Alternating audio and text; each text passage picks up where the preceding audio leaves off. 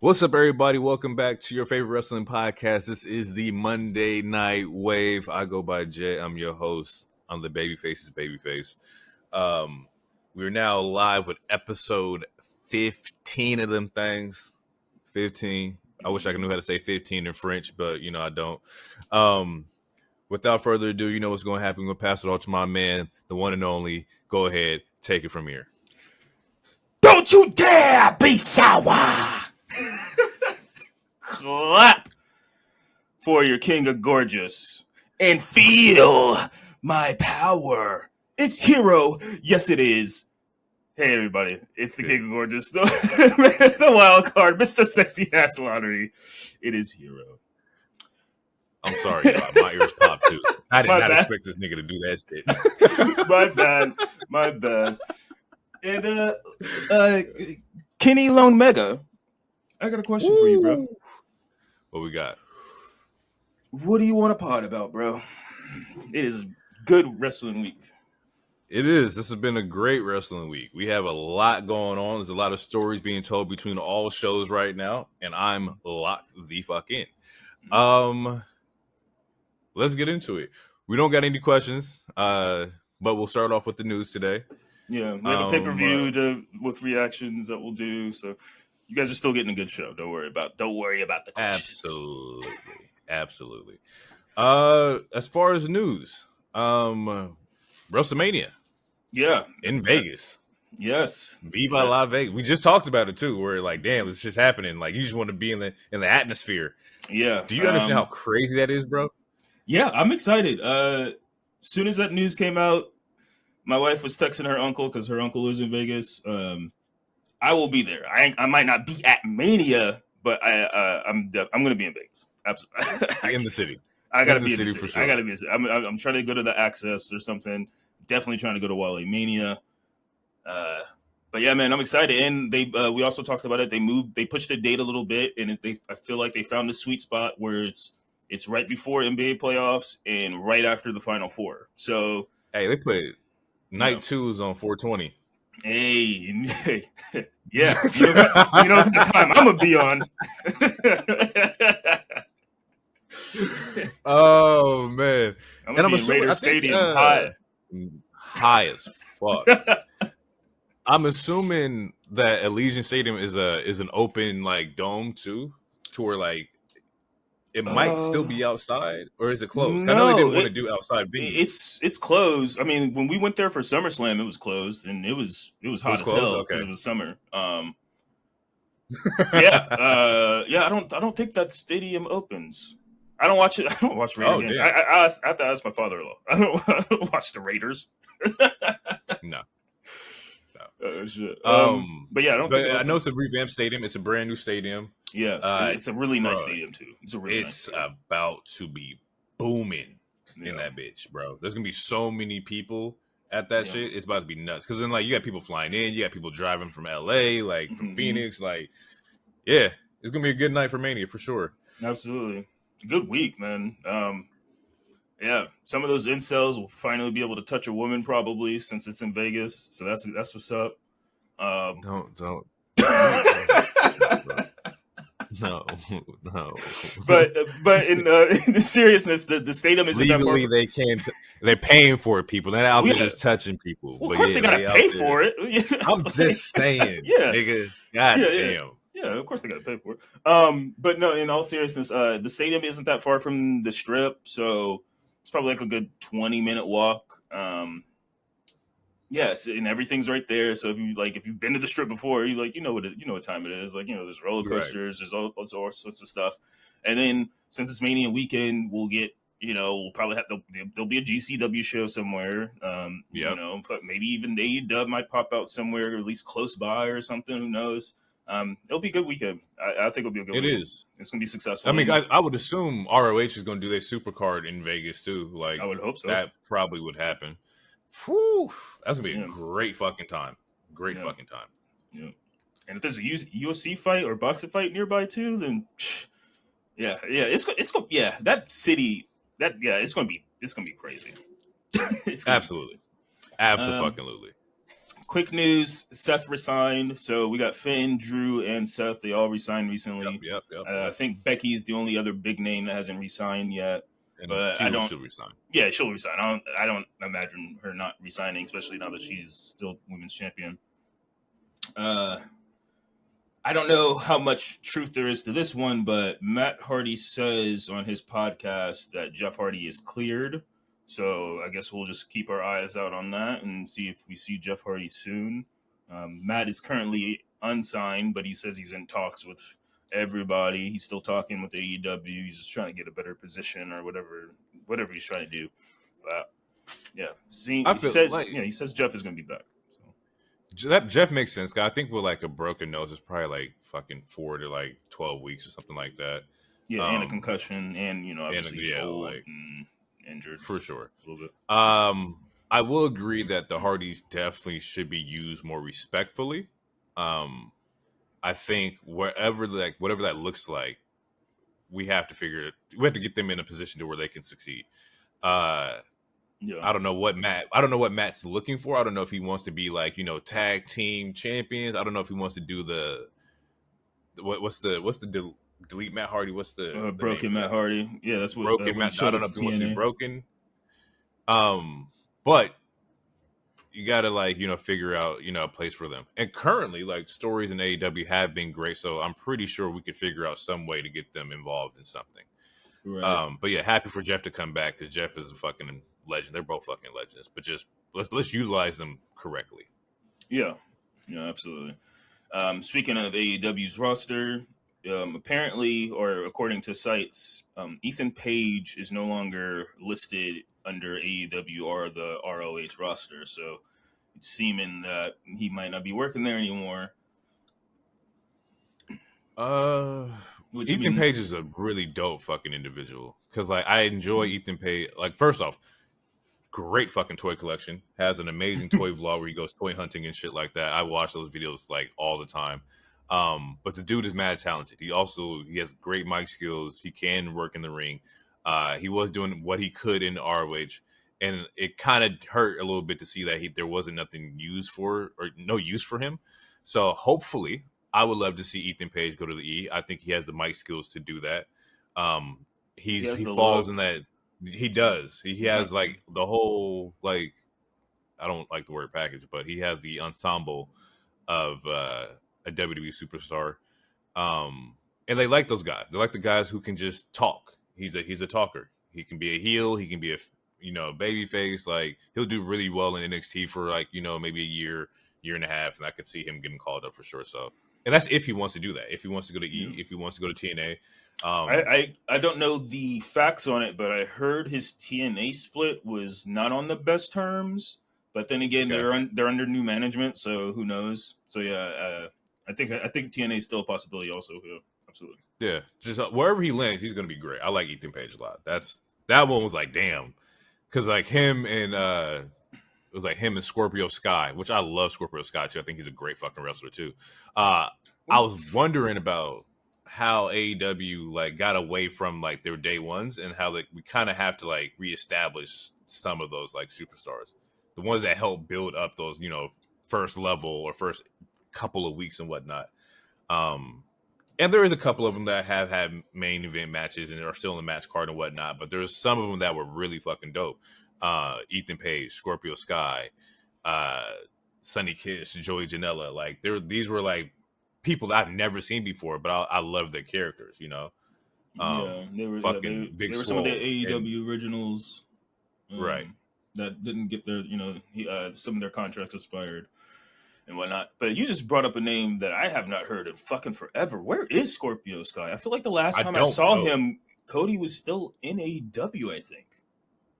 And Scorpio Sky is solid, bro.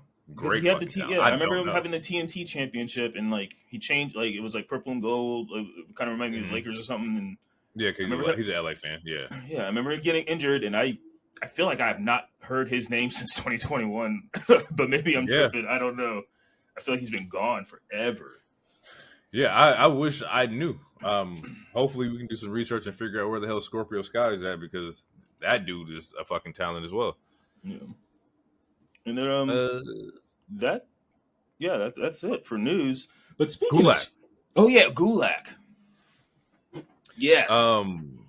This So week we we briefly talked about it last week, I believe, right? right. It Yep, was yep, new. yep, Yeah, yep. it was rumored that he was released, and Meltzer reported it, and a couple other people reported it, and everyone believed it was due to Ronda Rousey's comments because ever since Ronda Rousey's comment, he wasn't on TV, and he got written off of NXT, and he just hasn't been seen.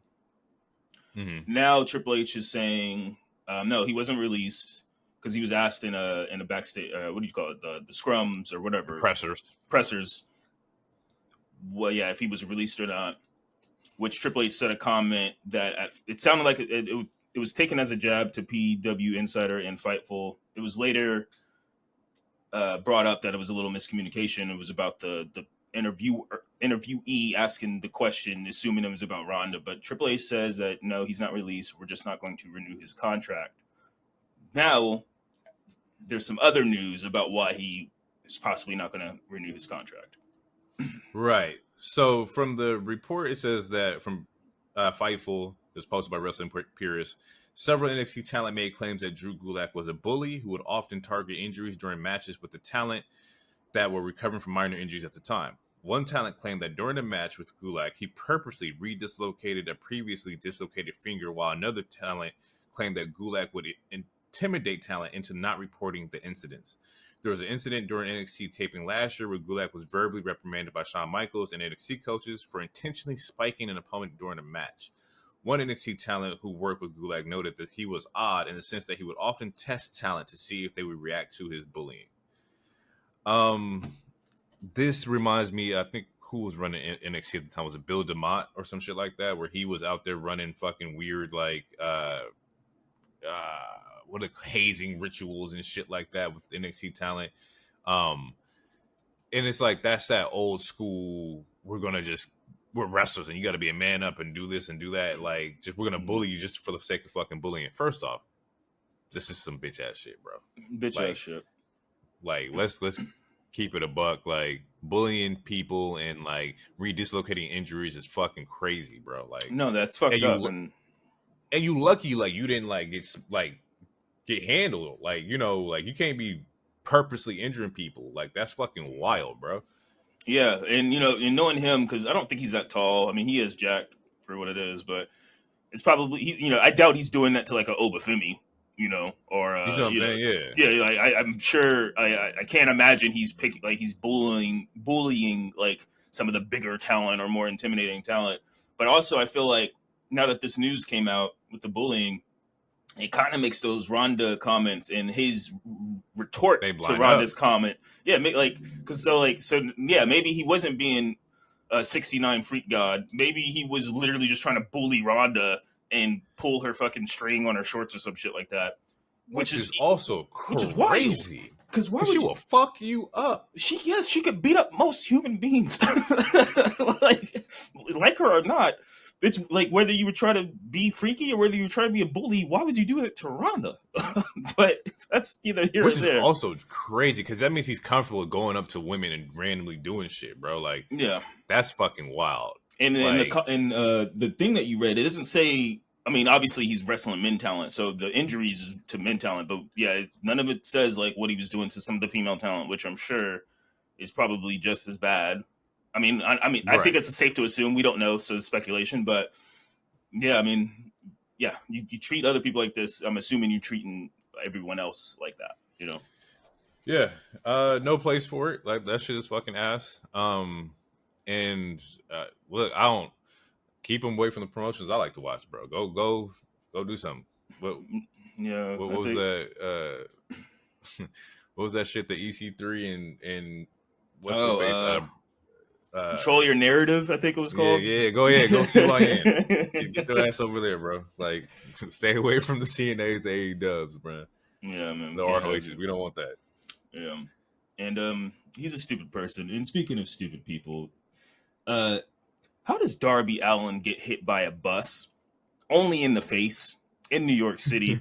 Like, I talked to some people in NYC, and it might sound like it's easy to get hit by a bus in New York, but it's actually not. especially if it's like peak traffic, because they don't have the fucking velocity. They drive fast enough to hit a person with a bus. And you're walking with a broken foot. So did you not look both ways when you crossed the street? How did it only hit your face? What the hell is going on here? And you're walking with the friend. Loner, if you had a broken foot and I was walking, if I was walking with you across the street, his friend. They say he's protecting his friend. That so you jumped in front of a bus. His friend was old. Friend was probably in some shit, and Darby said that looks like a spot. Let me go and take that. I don't know, man. To be honest, I really don't know how the hell you got hit by a bus only in your face. He fucked this shit up too, and still managed to make it to a Broadway show. What the? And then also, where's this bus? Who the fuck was driving? Was there a police report? Did anything happen? Like, are you just too cool to report that? Was this a hit and run? What the fuck happened? Like, what is going on? I just had to get that off my chest. We didn't write that in the news, but I hate that we share the same. I share the same birthday with this guy. That doesn't make any sense. It's funny because he came out and said that like he's still gonna do Mount Everest too. Like, there's just things that you can't let this man go, bro. Let him do what he got to do. Yeah, bro. Like, I don't. Again, you don't got to be religious to realize, the universe is telling you something. Like, stop. Like, just chill. Fucking go home and play Tony Hawk, bro. Like, I don't. Just chill. Like, I don't know. Yeah, I don't know. Before we get out of news, there was also a couple of NXT talents that I have never heard of before. I thought they were doing. Yeah. I think they said it was a show that NXT was doing. Like, I don't know if you saw the commercials for it, but they had it was like a mini fucking what do you call it? Reality TV show, sort of. It was for Roku. So if you had Roku TV or you had the app. Yeah, so essentially it was like a different version of Tough Enough almost. And pretty much everyone that got released was from there. So it's like they weren't on NXT TV. They were on TV, but not NXT TV. So yeah, none of the talent that we know unless you were watching the Roku thing. The show. Yeah.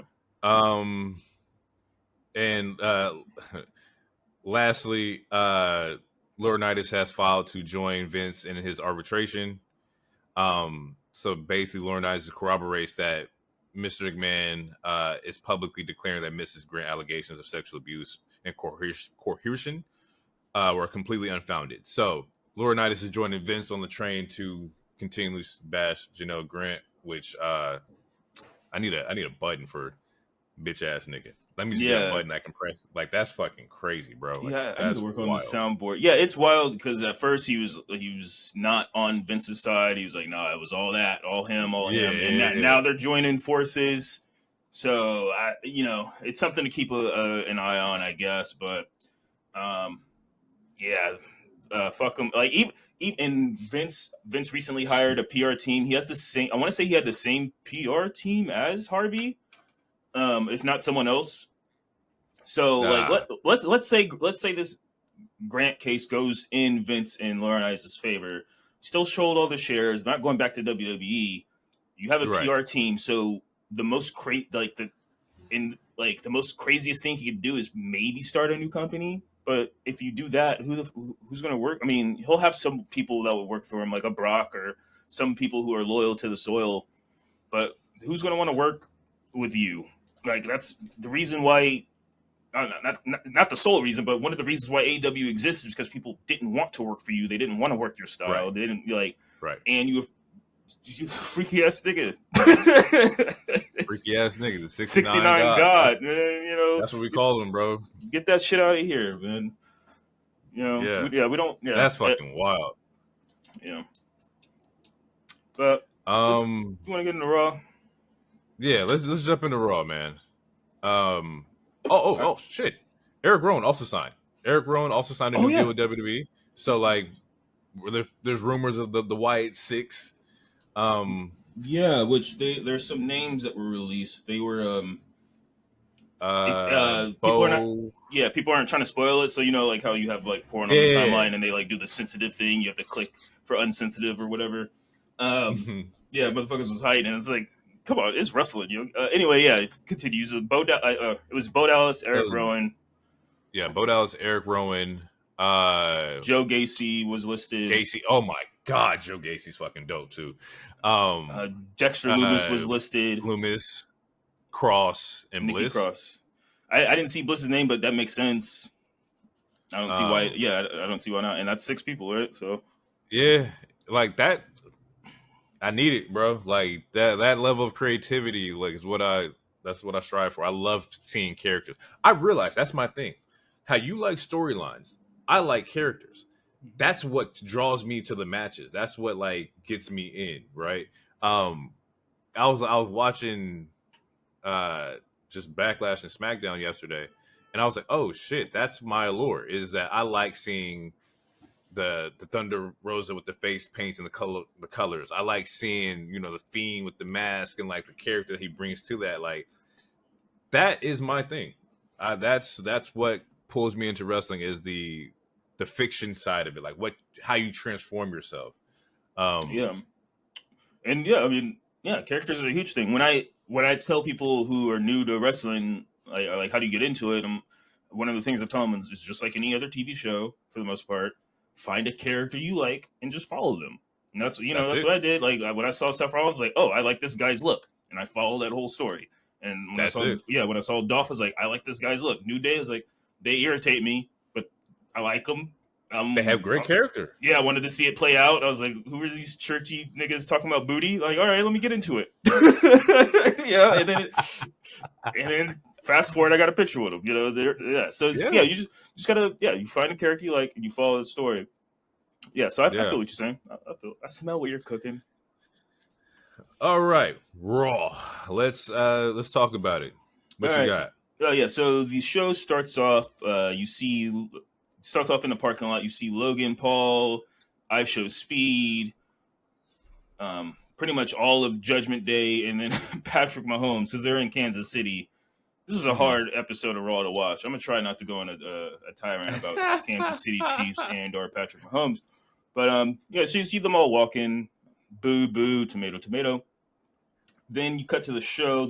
Becky opens the show. Good promo. And she pretty much takes a jab. She's like, yeah, I guess the internet was wrong because ever since Mania, it was supposed to, the whole thing was, oh, she's going to be on break. She's going on vacation or whatever. She's like, yeah, well, I guess the internet was wrong.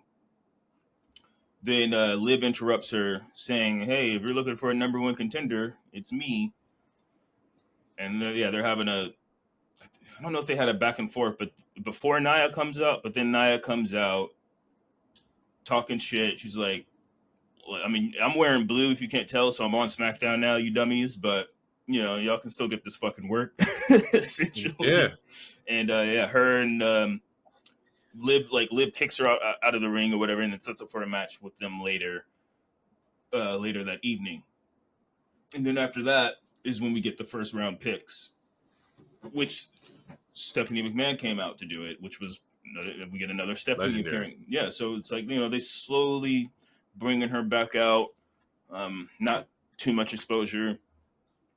But it's good to see her back in the. I mean, even though she's not, I don't think she has a role in the company. It's good to see her back in the company. Right.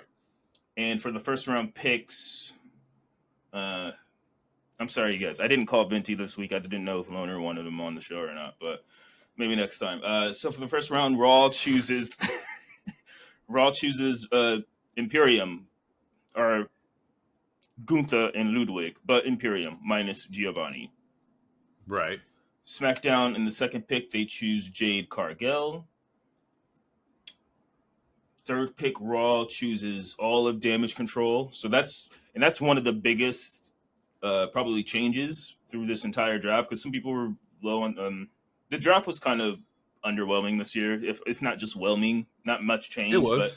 But Damage Control being like one of the Damage Control and LWO going to Raw, like in some of those other feuds that we've been seeing for fucking months. Like, right. I think tonight is the last time we see Legado and LWO interact, which is good. And, we need that. Yeah, we not need that. Not on no hating shit, but like I want to see them in different stories. Yeah, exactly. You can only have so many seasons of Mexican gang warfare. Like, I mean, what Sons of Anarchy? It went like 8 seasons.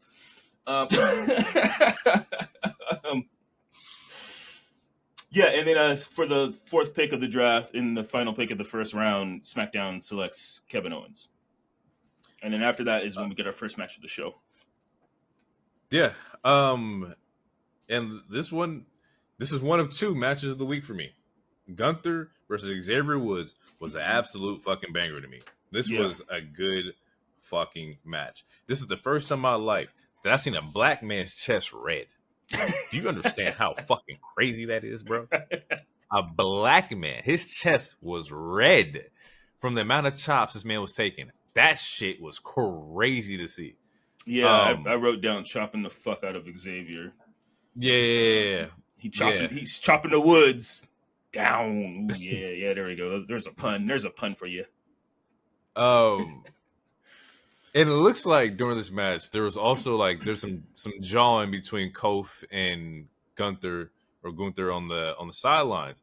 And I'm like, I'll take a Kof little Gunther feud, which is probably I would say that they will line up at some point in the King of the Ring, which I'm here for. Like, I think my idea is that I would like to see Kof get back to a mid level, like a mid,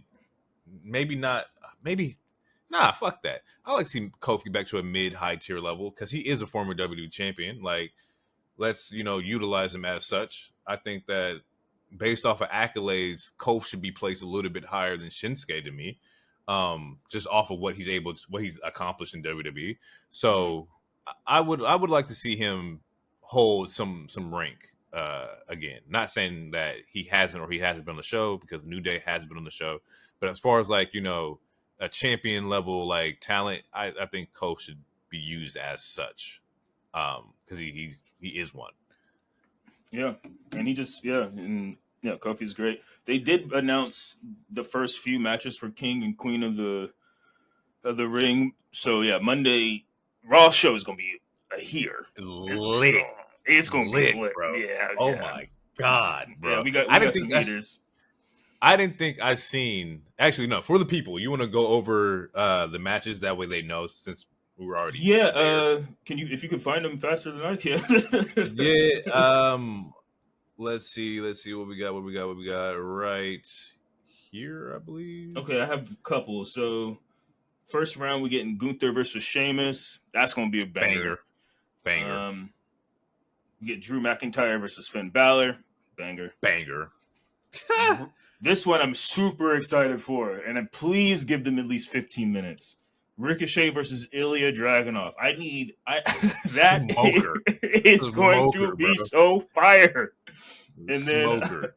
Then, okay, then it went into a woman. Is that all the men's for the first show? That was just a graphic. I need like all the list. Was Kofi Kingston too? Yeah, Kofi Kingston versus Rey Mysterio. Versus Rey, which is also a smoker. On the women's side, we have Io versus Nat. That's gonna be nice. We have Lyra versus Asuka, which is gonna be a smoker. That's gonna be nice as hell, baby. Shayna versus Zelina, and then Zoe Stark versus Ivy. Now, these last two, I'm not too sure. I'm not too sure about Shayna versus Zelina and Zoe Stark versus Ivy. Honestly, I probably would have swapped it to where I would have had Shayna versus Ivy and then Zelina versus Zoe kind of thing. That's just me personally. And I was a little lackluster in like the women's division. The first two, I'm very interested in seeing what the fuck they do. Like Io and Nat is going to be a good match because they're going to work the hell at each other. And then Lyra versus Asuka is going to be fucking good too. Yeah, I think Shayna and Zelina will be good. I'll be surprised. My eye is on that one just because I wonder how they're gonna book that one. Like, is Shayna gonna beat the hell out of Zelina and like do the whole thing where she like looks like it breaks your arm or whatever, or do you have Zelina go up, win a couple matches since she is the last Queen of the Ring since the reigning defending Queen of the Ring, if you want to go that route. So my eyes are on that just to see like, I wonder which way they're gonna go. Are you gonna knock out the former Queen of the Ring instantly, or is she gonna go up a little, win a round or two? I think we're leading towards Nat versus Shayna. Because, funny enough, I was watching NXT NXT Underground or NXT Spring Breaking, and there was an underground match between Nat and Lola Vice, and inside Lola Vice's corner was Shayna.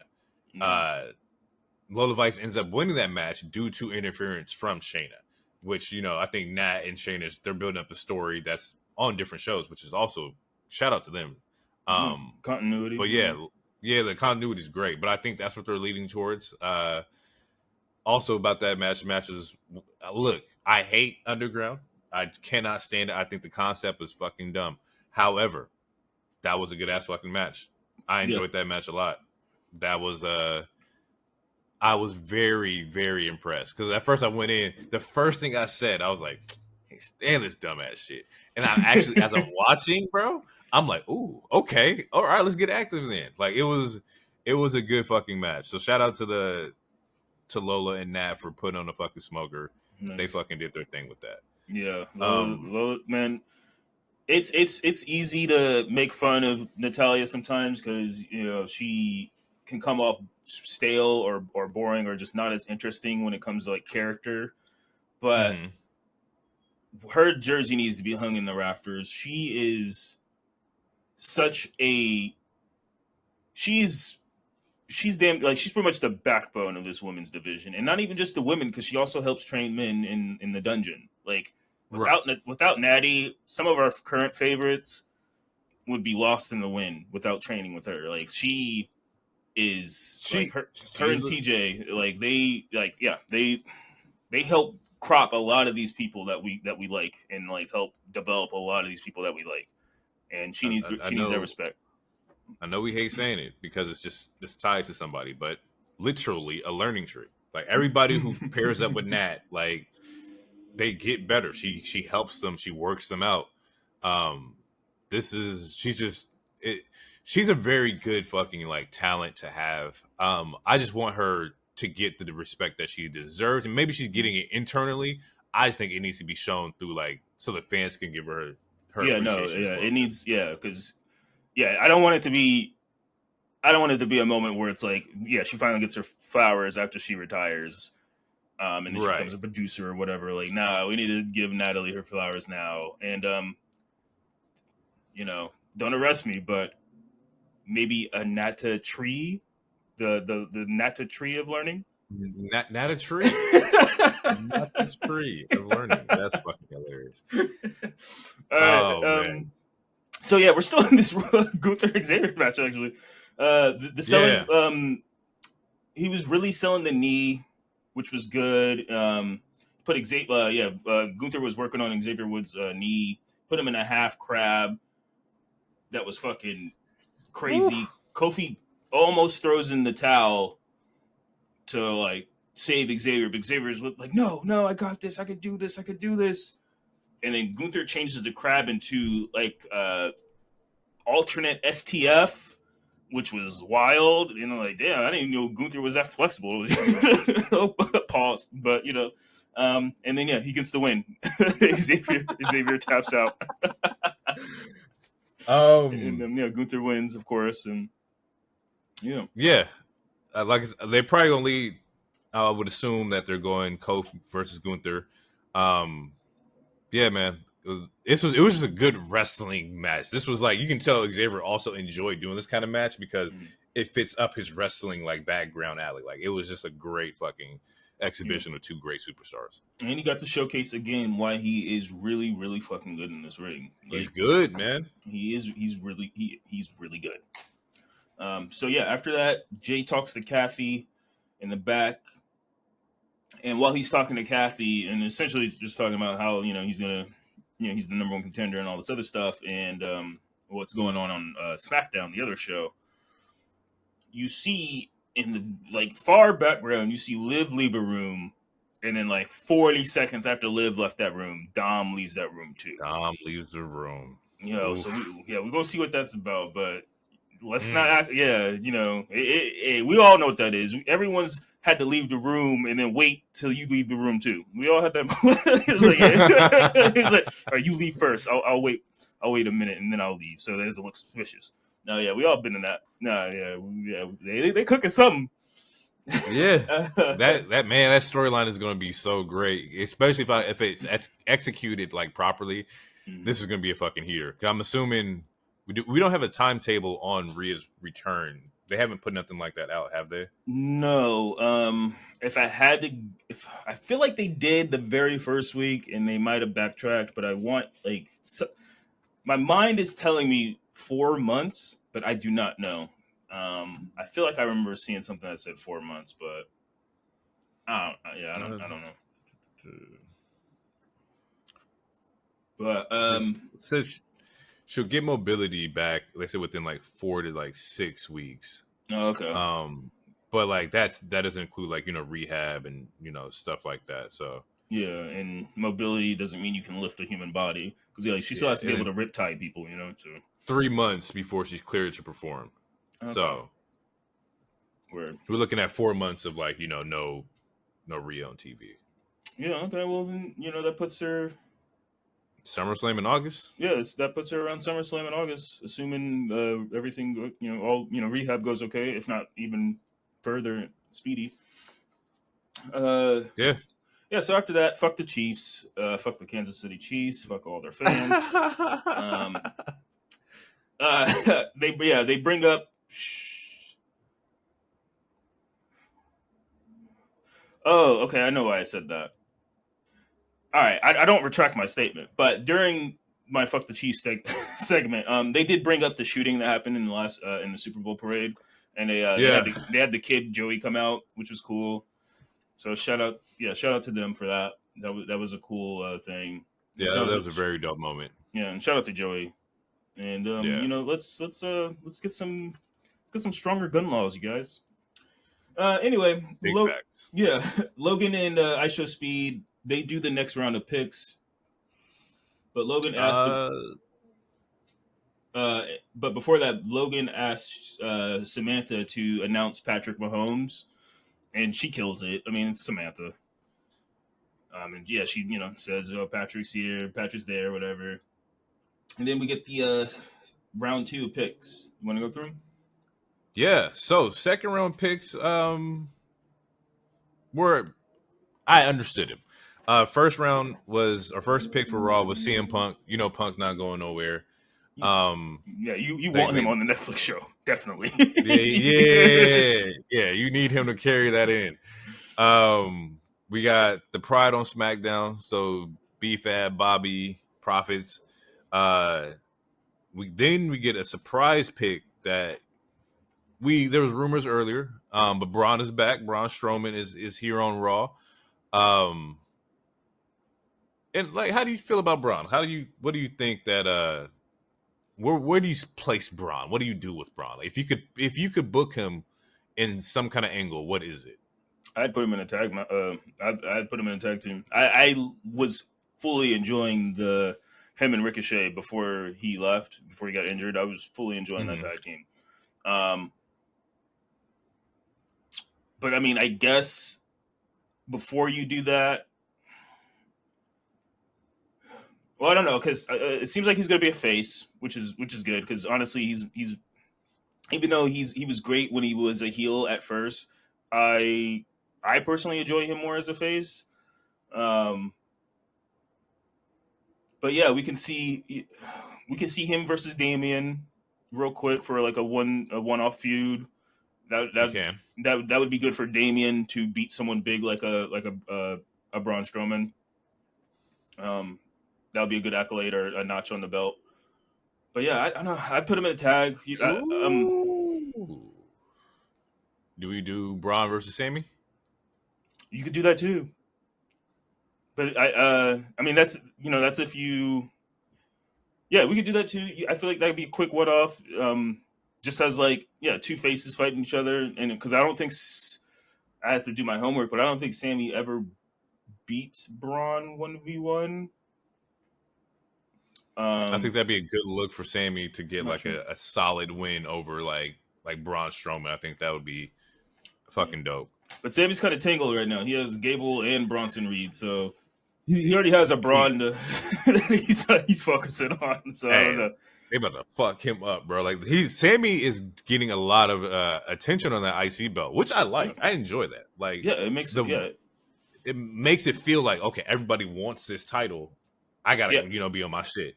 It's still a highly claimed title. Like, yeah, so it's not like they didn't waste Gunther's legacy. Like, no, this is still a top tier mid card belt. Everyone wants this shit. Everyone should want this shit.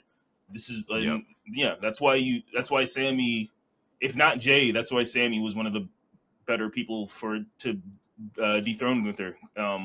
Just to carry this shit on. It's dope as shit. I'm here for it. Next pick was Tiffany Stratton on SmackDown. Now, Tiffy Tom is out of here. She's already on her way to becoming a fucking superstar. You have the mic skills, you got the looks, you got the move set, like the charisma, like she's gone. I remember earlier we had talked about like, oh man, like Tiffy as like Money in the Bank winner would be fucking amazing. She no longer needs that, in my opinion. No. I think she's already like, you're out of here. We don't need to give you the briefcase. Like at some point in time, you will be women's champion, and you already have the star level. Yeah, or star build. She would still be.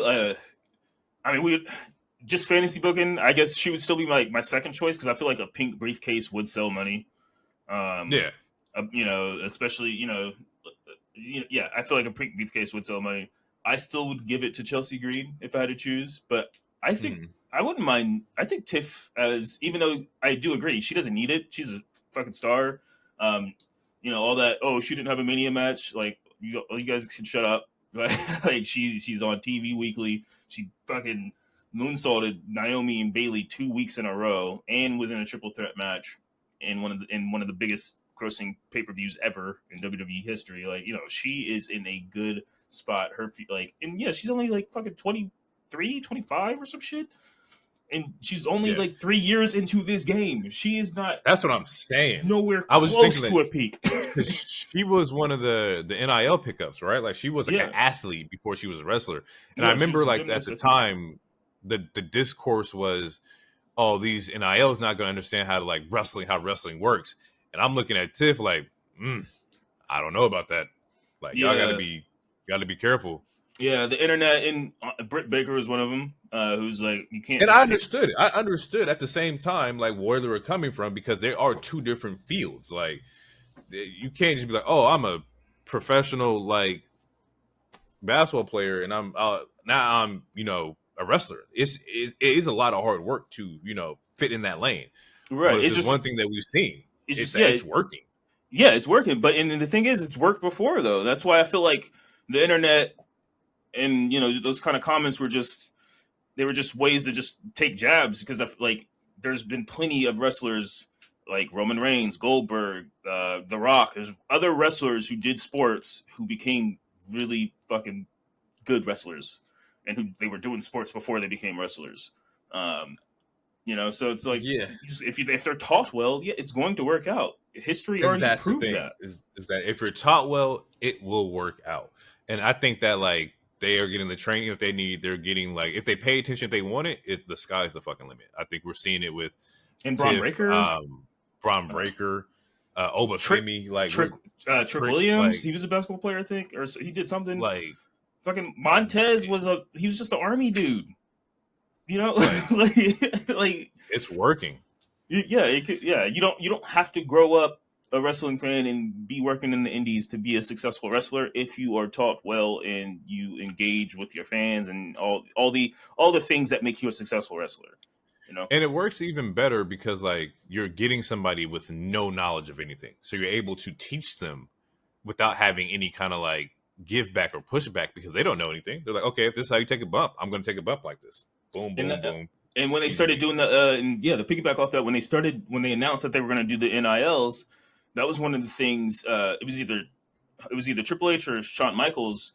That was one of the things that they were saying was like, we want to get people who don't have like they don't have the bad habits of the stuff that they've been doing in the indies. So it's like it's easier to mold them so that they won't have that pushback for having bad habits. It's like and just shit like that.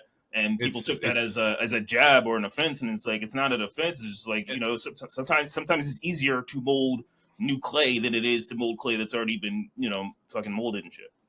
And I think I think the way they said it was also misconstrued as well, at least from my opinion, is that like, yes, we want new talent. Yes, we still love the indies. We're not saying the indies are bad and what you're learning is bad. It's just more so we want to get, you know, mixed blood in here. People who haven't done it, so that way we can teach them the way that we want to teach them. Like when you come in and try to do your double neck breaker moonsault off the rope, and we got to be like, nah, bro, we really can't do that here. You're not met with any kind of resistance to where if you're like, oh, okay, Tiff was a former gymnast. She knows how to flip off of the turnbuckle. Okay, prettiest moonsault. It lines right up, you know? Mm-hmm. Which she said that was a shout out to Christopher Daniels in an interview this week. And that's crazy too, because that means like you're paying attention. You're watching old stuff. You're watching game tape of, you know, superstars before you and just pulling from them. Like as long as you respect the game, that's great, bro. Yeah, like, and you can tell some of the NXT people are doing that, like Sol Ruka and Kalani Jordan. Like Sol is fucking amazing. Like she has the best finisher I've seen right now in wrestling. Oh yeah, the Soul Satcher is fucking amazing. It's fucking amazing. But yeah, Kalani Jordan, like she's copying some of RVD's moves, and RVD's moves are very hard to fucking copy, which is why we don't see them that often ever. And Kalani Jordan's doing it, so it is cool. Like, even if they didn't grow up watching wrestling, it's cool to know, like, yeah, they're in they study and tape. You know, they watch, like, oh man, maybe I could do that. You know, and the best moonsault ever to the prettiest moonsault, like that. That's in the way that they're doing it. It's also paying homage. It's not like, oh, let me just rip this off this guy. Let me just bite off this. And it's like, no, they're doing it in a respectful way, and they're paying homage and all this other cool shit. Yep. So yeah, it's cool shit. That's it. From there, it looks like we got the Logan. He cuts a promo. Yeah, Logan cuts a promo with Jay. It's a good one. Yeah, Jay comes out. They have a back and forth. Logan sets Jay up essentially because Finn and JD come out and they start jumping. They start jumping Jay. Mm-hmm. Logan goes for Priest to kind of get him weakened for Priest. Yeah, exactly. Which Priest does not want, but we'll go into that later.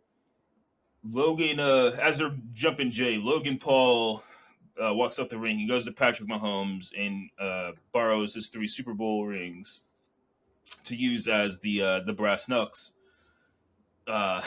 Which, you know, that's fucking wild. And it's I saw a complaint. I mean, I had this complaint myself actually for a little bit, but that was just because I was in the heat of the moment. But it's like, why are you guys making Patrick the heel in the quote unquote hometown? But then again, who gives a shit? I don't know. It's wrestling. It's fun. I would have did the same. They just want to see him involved. Yeah, I would have did the same thing. And hitting somebody with Super Bowl rings is fucking. That's a dope spot, bro. What? It's a dope spot. 3 of them things. It wasn't like one. It's like no, the whole hand is lined up with rings. Yeah.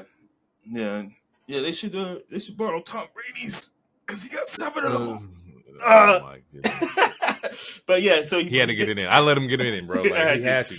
Cannot stand the Chiefs. Yeah, so he borrows the rings. They're Finn and JD are holding Finn or holding Jay so that he can take the punch. But then Jay ducks and he fucking he hits the shit out of JD, which it's not a hard target to miss. He has a very large head. That's Cole's head. That Cleon-like head. Yeah. And he's not wrong. He's not wrong. Yeah, if you guys ever watch Star Trek, like, look at Worf. You'll see. Man. Yeah. And then that's when Backup comes out, and that's when the Raw's 3rd round pick comes back after being gone for like a year and a half, I think, or shit. No, at least a year, because I want to say the last time we saw him was last Mania during the tag team. What the fuck you call that? The tag team turmoil thing that they had. At Mania in Los Angeles. So yeah, we haven't seen him in about a year. It has been a while. His haircut was atrocious, though. I wouldn't say it to his face, but it looks like January 2023 is Braun Strowman and Ricochet versus Alpha Academy. That was the last time we had seen him. Damn, that's a long time ago. God damn. Yeah, so a year and some change that we Yeah. seen Braun. Glad to see he's back. Yeah, good. Yeah, good to see he's back. And which I wonder if that's going to play into tomorrow. Yeah, honestly, I'd put Braun against Priest. Just real quick, just a one and done feud. Doesn't have to be long, and then I'd stick him in a tag team because you can only keep him out of. You don't. I don't think you want Braun in the title picture too soon. It's And always interesting where they place Braun because Braun is like he's the big guy. He's always in good feuds with like either like heels that think they can knock out the big dude. So he's a great fucking baby face. mhm. It's just championship charisma isn't that strong though. It's like when Braun was WWE champion. I believe he was WWE champion. Universe, yeah, it was not Universal, yeah.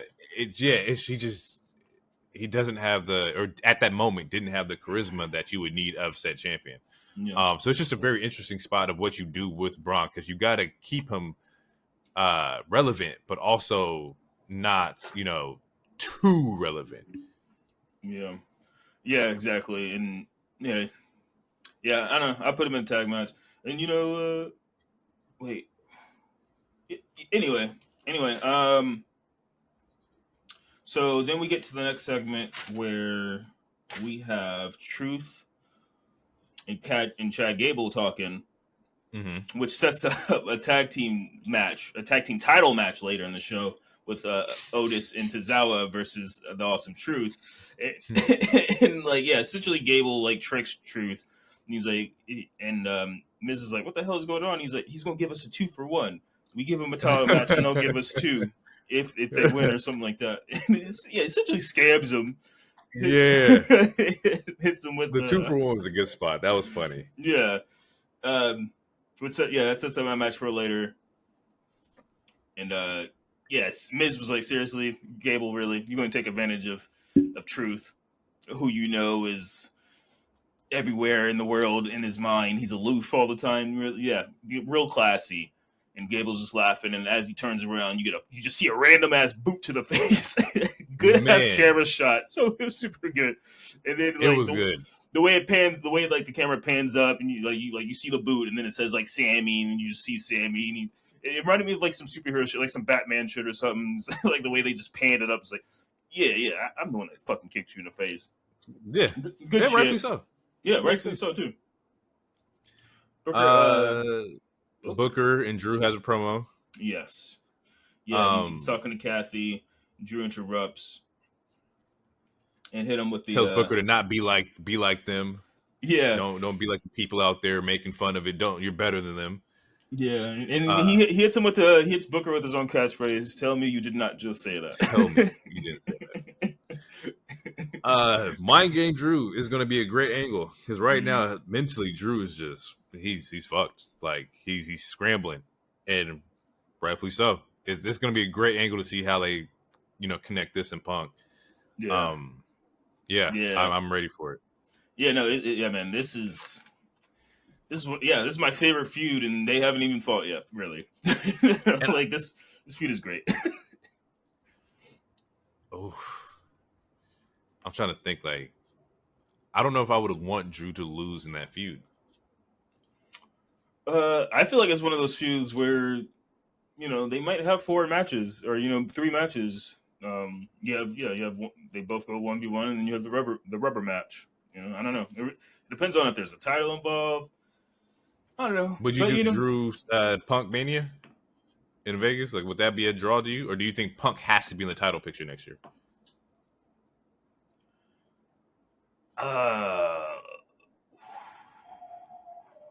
That's really. I honestly have no idea. I feel like you want Punk in the title picture, but no, this feud is so good. I mean, if Drew has the title by then you have it right there. But I mean, as long as no one gets injured, everyone just signed, right? So we have because we still have to have Seth and Punk at some point. We still have to have Punk and Roman if Roman ever wants to make that money. Okay. Like there's so much shit that like Punk there's so many feuds that Punk has, and then those are just the top 3 that he's like talking about on the mic. Like fucking. I mean, the sky's the limit is my point. But as far as Mania goes, as long as Punk is there, I don't think it matters. But I can see him in the title picture. Oh, I'm bugging over here because I'm thinking like I don't know if Priest holds it for a year. I don't think Priest holds it from Mania to Mania. No.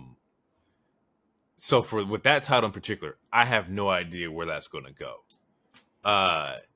As far as Cody aspect, what if I'm thinking about the Mania matches possibly, where if Punk is in the main title picture for the world title, great. Then who the hell is going to be in the title picture for Cody's title? And I'm like, Seth? Does Seth win Rumble next year and you get Seth versus Cody at Mania?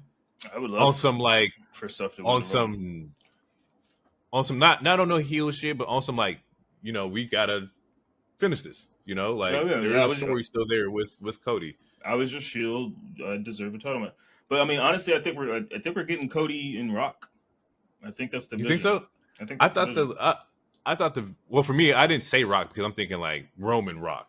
I think Bloodline happening in Vegas is a sure thing. That would be dope too. I mean, and shit, I want Bloodline in War Games, bro. Let me get Bloodline. So I think we'll get that for sure. If how I see it is that you'll get the little spoiler here, but you'll get Bloodline with the Tama brothers and Solo, right? Mm-hmm. And I think you get Usos Roman and +1. Because Jacob's still out there too. Yeah, so I'm like, you're gonna get that at War Games. I don't think they'll miss that. Like, there's no way you fuck that up. I would hope not, unless there's a better story. Like, I'm open to better stories, But yeah, I put all them Samoan motherfuckers in that cage, bro. I want to see them scrap, Yeah, for sure. Drew comes out. He starts talking shit. Says CM Punk injured him. Because, it comes out that Drew has a hyperextended elbow that happened during Mania.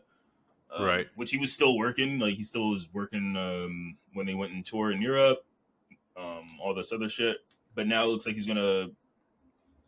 Well, no, because he goes back to work tomorrow. So, yeah, it looks like they just took him... gave him a couple match break. A couple matches break. But, yeah, he's like, Punk injured me. And then the camera pans out, and CM Punk is like, or no, does his music start? Either way, CM Punk is like, I'm here, I'm up here, you little bitch. And I'm not sitting at home. I'm right here.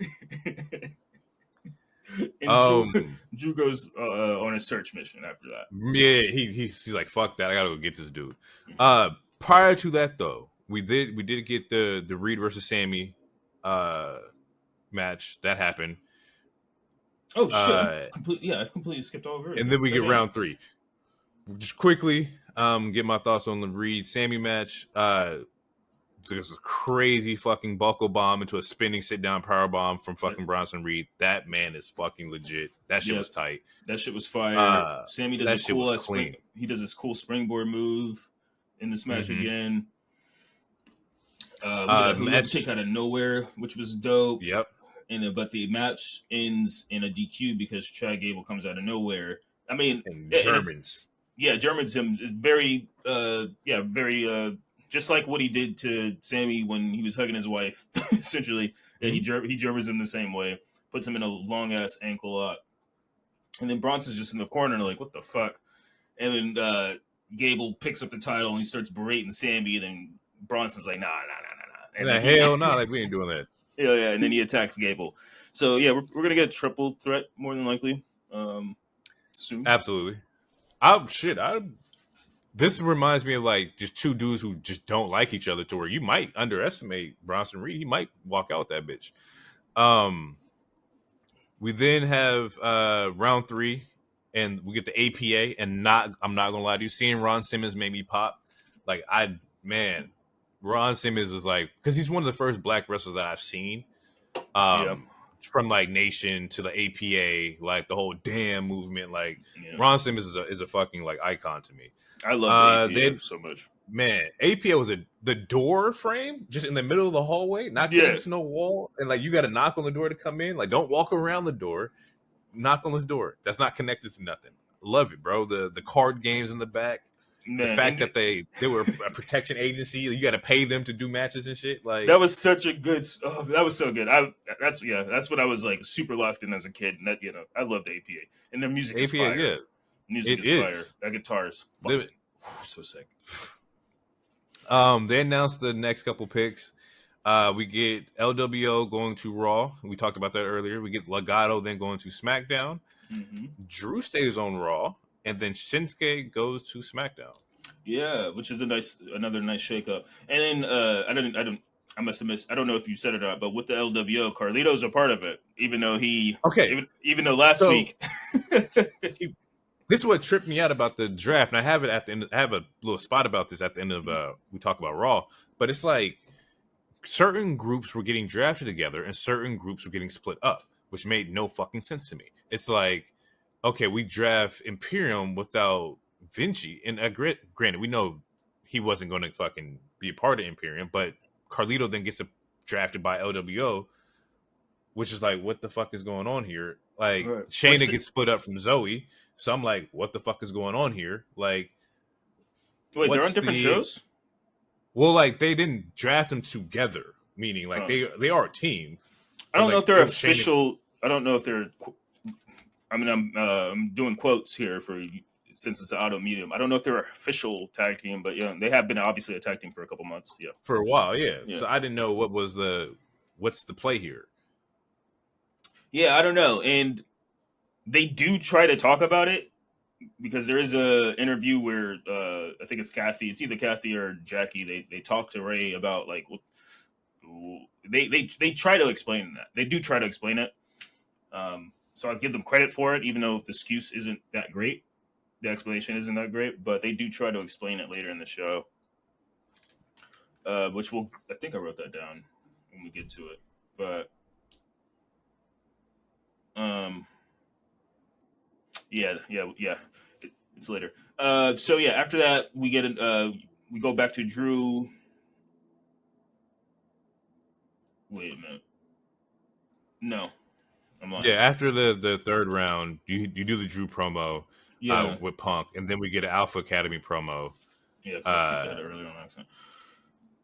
Yeah, and then we get the Braun Breaker. Yeah, so yeah. What the fuck? Am I tripping? Yeah, okay. We do because Gable roasts the team again, and yep. Yeah, we're not celebrating mediocrity. Yeah, because she was excited. Because what's her name, Maxine, was excited about getting the two eliminations. She's like, you're not celebrating mediocrity around here. Yeah. He's like, I don't see no title on you. And then he tells Otis and Tozawa to get their shit together, win these belts. Then we get a Braun Breaker segment where he gets interrupted by Sheamus. There's not much to that. Then that's when we get Candice versus Maxine, which was a quick match. Yeah, quick match, but the growth from Maxine is pretty solid. I like the story with, prior to them being separated, I did like where the story was going. I could see, like, Maxine was ready to, like, start popping off. It's just interesting now that without Candice and Indy on Raw, like, what do we do with Maxine now? Because you had her in a feud. Yeah, I mean, she's still there's still plenty of women on the roster to work with. They can pivot to like Zoe or Shayna being Maxine's bully now or something. There's ways to pivot after that. It was just like we never got the completion of that story. That's where my irritation is. It's just a little bit that finish the story. Yeah, there's no closure to it. Yeah, but I feel like we're not going to get the closure until like maybe Rumble or something. Exactly. Or Money in the Bank. There'll be a moment where Maxine finally gets her come up on Candice, and then we'll be like, "Oh, finally, it happened!" Yeah, yeah.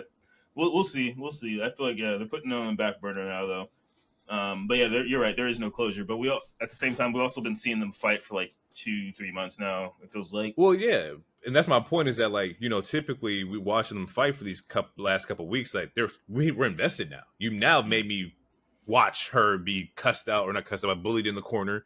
You now made me watch Indy kind of be hesitant on being a heel, and now Indy's a heel, or at least looking heelish. You invested me in Candice, and Candice being a heel. It's like now it's like, yo, like just finish it out now. Like we've been running this program for 4 weeks, 6 weeks. Yeah. After that, Indy helps Candice win with some heel stuff. I think she attacks like Ivy or something. She does something. But then after that, that's when we get the backstage segment where they're trying to explain someone's interviewing Ray. Yeah, they're trying to explain the whole Carlito situation. Then Dom shows up, and then Ray just proves again how he's a deadbeat by making fun of your son, saying that you have a dirty Sanchez on your face. Like, man, the dirty Sanchez. That's fucking funny. Yeah, bro. And nothing's more heelish than getting a nasty ass mustache too. So shout out to Dom too for like knowing what to do with his character. Yeah, mustache and a mullet. Yeah, we getting there. That's nasty, bro. That's nasty work, man. So Drew's still searching for Punk. He finally gets to the room where Punk was at, only to find just an autographed picture of Punk on the thing. And then that's when Punk's music starts, and then Punk walks out to the ring. And Drew's just watching from the skybox, maniacally, almost like another Batman reference, I guess, but almost like, just a superhero perched on top, just watching, just pissed. Right. Steaming, bro. Just steaming. And Punk says, man, you're like an ex I can't get rid of. That was one of the main bars, but he also sat down. He's like, I want you to time me because I don't want to go over time. I'm not trying to have another pipe bomb moment, essentially. Yeah, so he sits down, crisscross applesauce, talks some shit. Just a great feud. I didn't write anything else down about the feud. Nah. But yeah, just a great feud. I got the losers hope things happens, winners make it happen. When I'm 100%, I'm going to make your life a living hell. So yeah.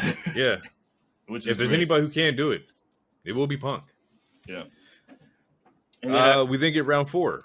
Yeah, I'm getting my phone's vibrate. I don't know. Hey, Venti's here. Holy shit! Oh, God damn it! Hello?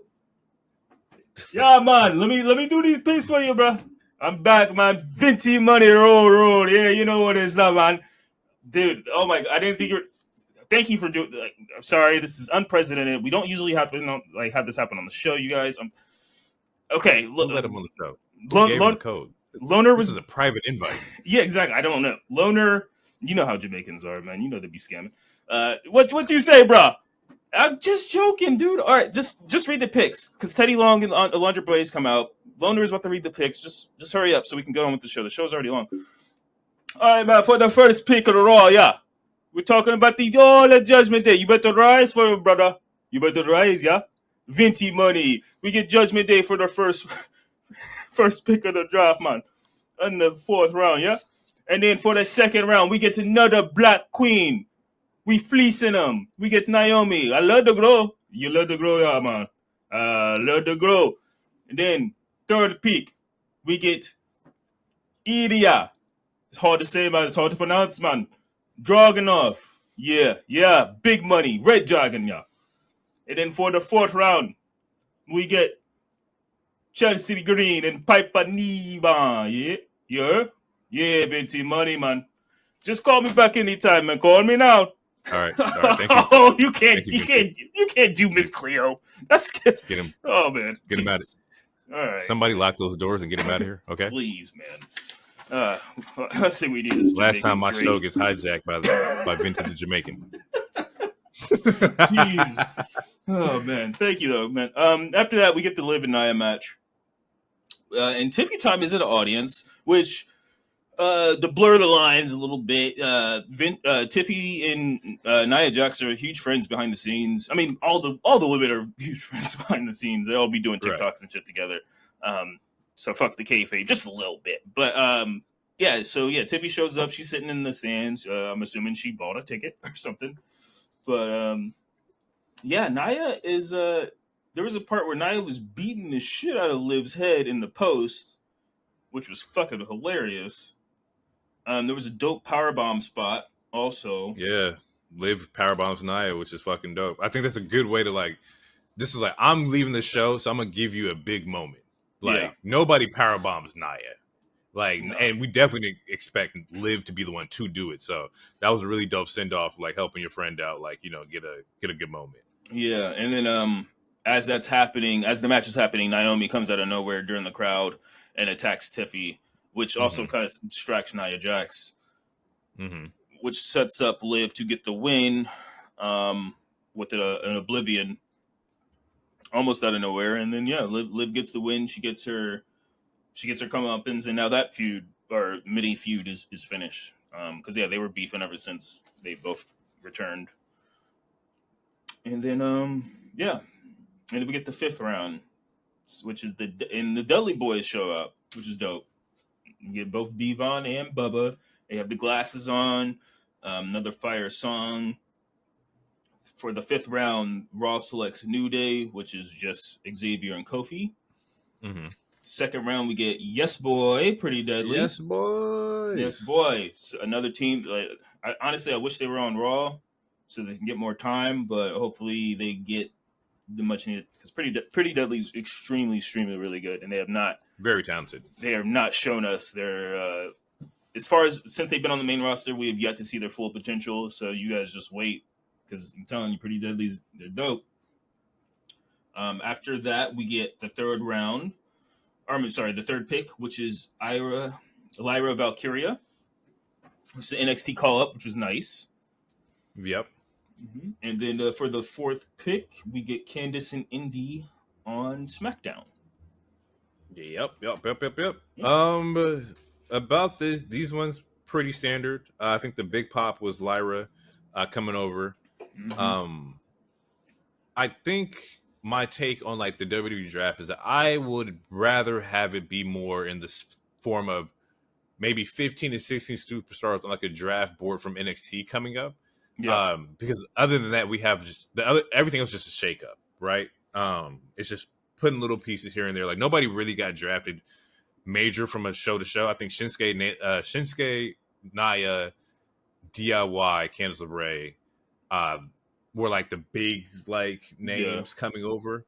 To where like if we're doing the draft, I would rather it just be draft NXT talent, and then we'll just do little trades here and there for like talent. Because otherwise we're keeping people in the same spots. And to be honest, we should have seen that coming because like there's storylines already built for Backlash. We can't draft AJ to Raw. He's fighting Cody. Right. Like there's story implications that prevent people from going over. So I would definitely rather see more NXT talent come up because this was fucking dope to see. Yeah, we got one more round, but you're right. I do because I did want to talk about it for a hot second. Yeah, I think the draft should be just for NXT, and then maybe like copy college and do like a trading pool or something. Right. Yeah, and then make the shit about storylines. Like you can have a winner, loser goes to Raw, in a SmackDown feud or something like that. Or right. Yeah, just like because this format, even though it's very sports heavy, and I do like how they're trying to do that, it's not hitting, especially just based on it's just underwhelming. And if most of your talent isn't leaving or switching brands for whatever said reasons, then it's like what are we doing here then? Like what is all this for? Instead of this shit, we could you take out each round of this, and that could have been 2 or 3 matches that we could have got of someone exactly. So yeah, I think the draft should be just for NXT. It felt a little like optimizing for they're definitely optimizing the NFL draft and the WWE draft at the same time. You're using that search engine to get those views and clicks up because it's relevant right now. Yeah, absolutely. I just felt used in that sense because nothing really happened. I think we had 9 people on this episode. Let me see, 9. Yeah. So there's 11 total, 21 total people getting drafted.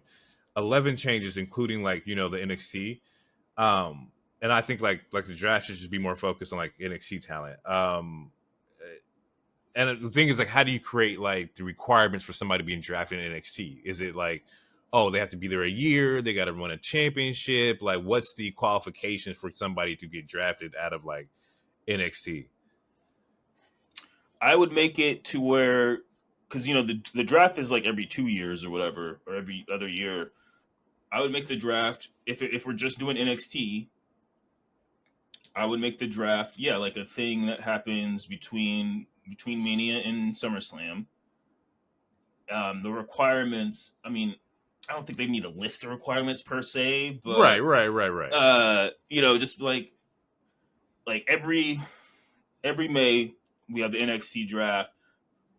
We draft 6 superstars or whatever to go to respective Raw or SmackDown brands, and then you can do storylines to where, let's say Carmelo, like, he shows up on SmackDown and he's like, "Yo, Montez, the draft is coming up. I need to present myself and look good. Why don't you have a match with me? Let's have a banger real quick," or something like you can implement storylines which will make it even more interesting. And I think that's a thing that they need to add to the draft to like make it also storyline heavy, because like one of the very first draft, like when Undertaker went to the other show, he was pissed, and I was that played into a story. And like the beef between Eric Bischoff and Stephanie McMahon, like that played into a story to like why they're drafting certain people and all this other shit. But yeah, I think something else that'd be kind of dope is those tournaments that we have in NXT. Like you have like the Dusty, you have like I think there was like the cup that Nam Dar had too. I don't know what it's called. That's damn near a belt at this. It's the fuck. What is it called? I don't know. I hate the cup. Point being is that when you win like the tag team tournament or the Dusty tournament or that cup that Nam Dar has, like the winners of those are draft eligible. Maybe not you're automatically gonna get drafted, but hey, like you've won this tournament, you're now eligible to be in the draft based off like the accolades that you've done to get there.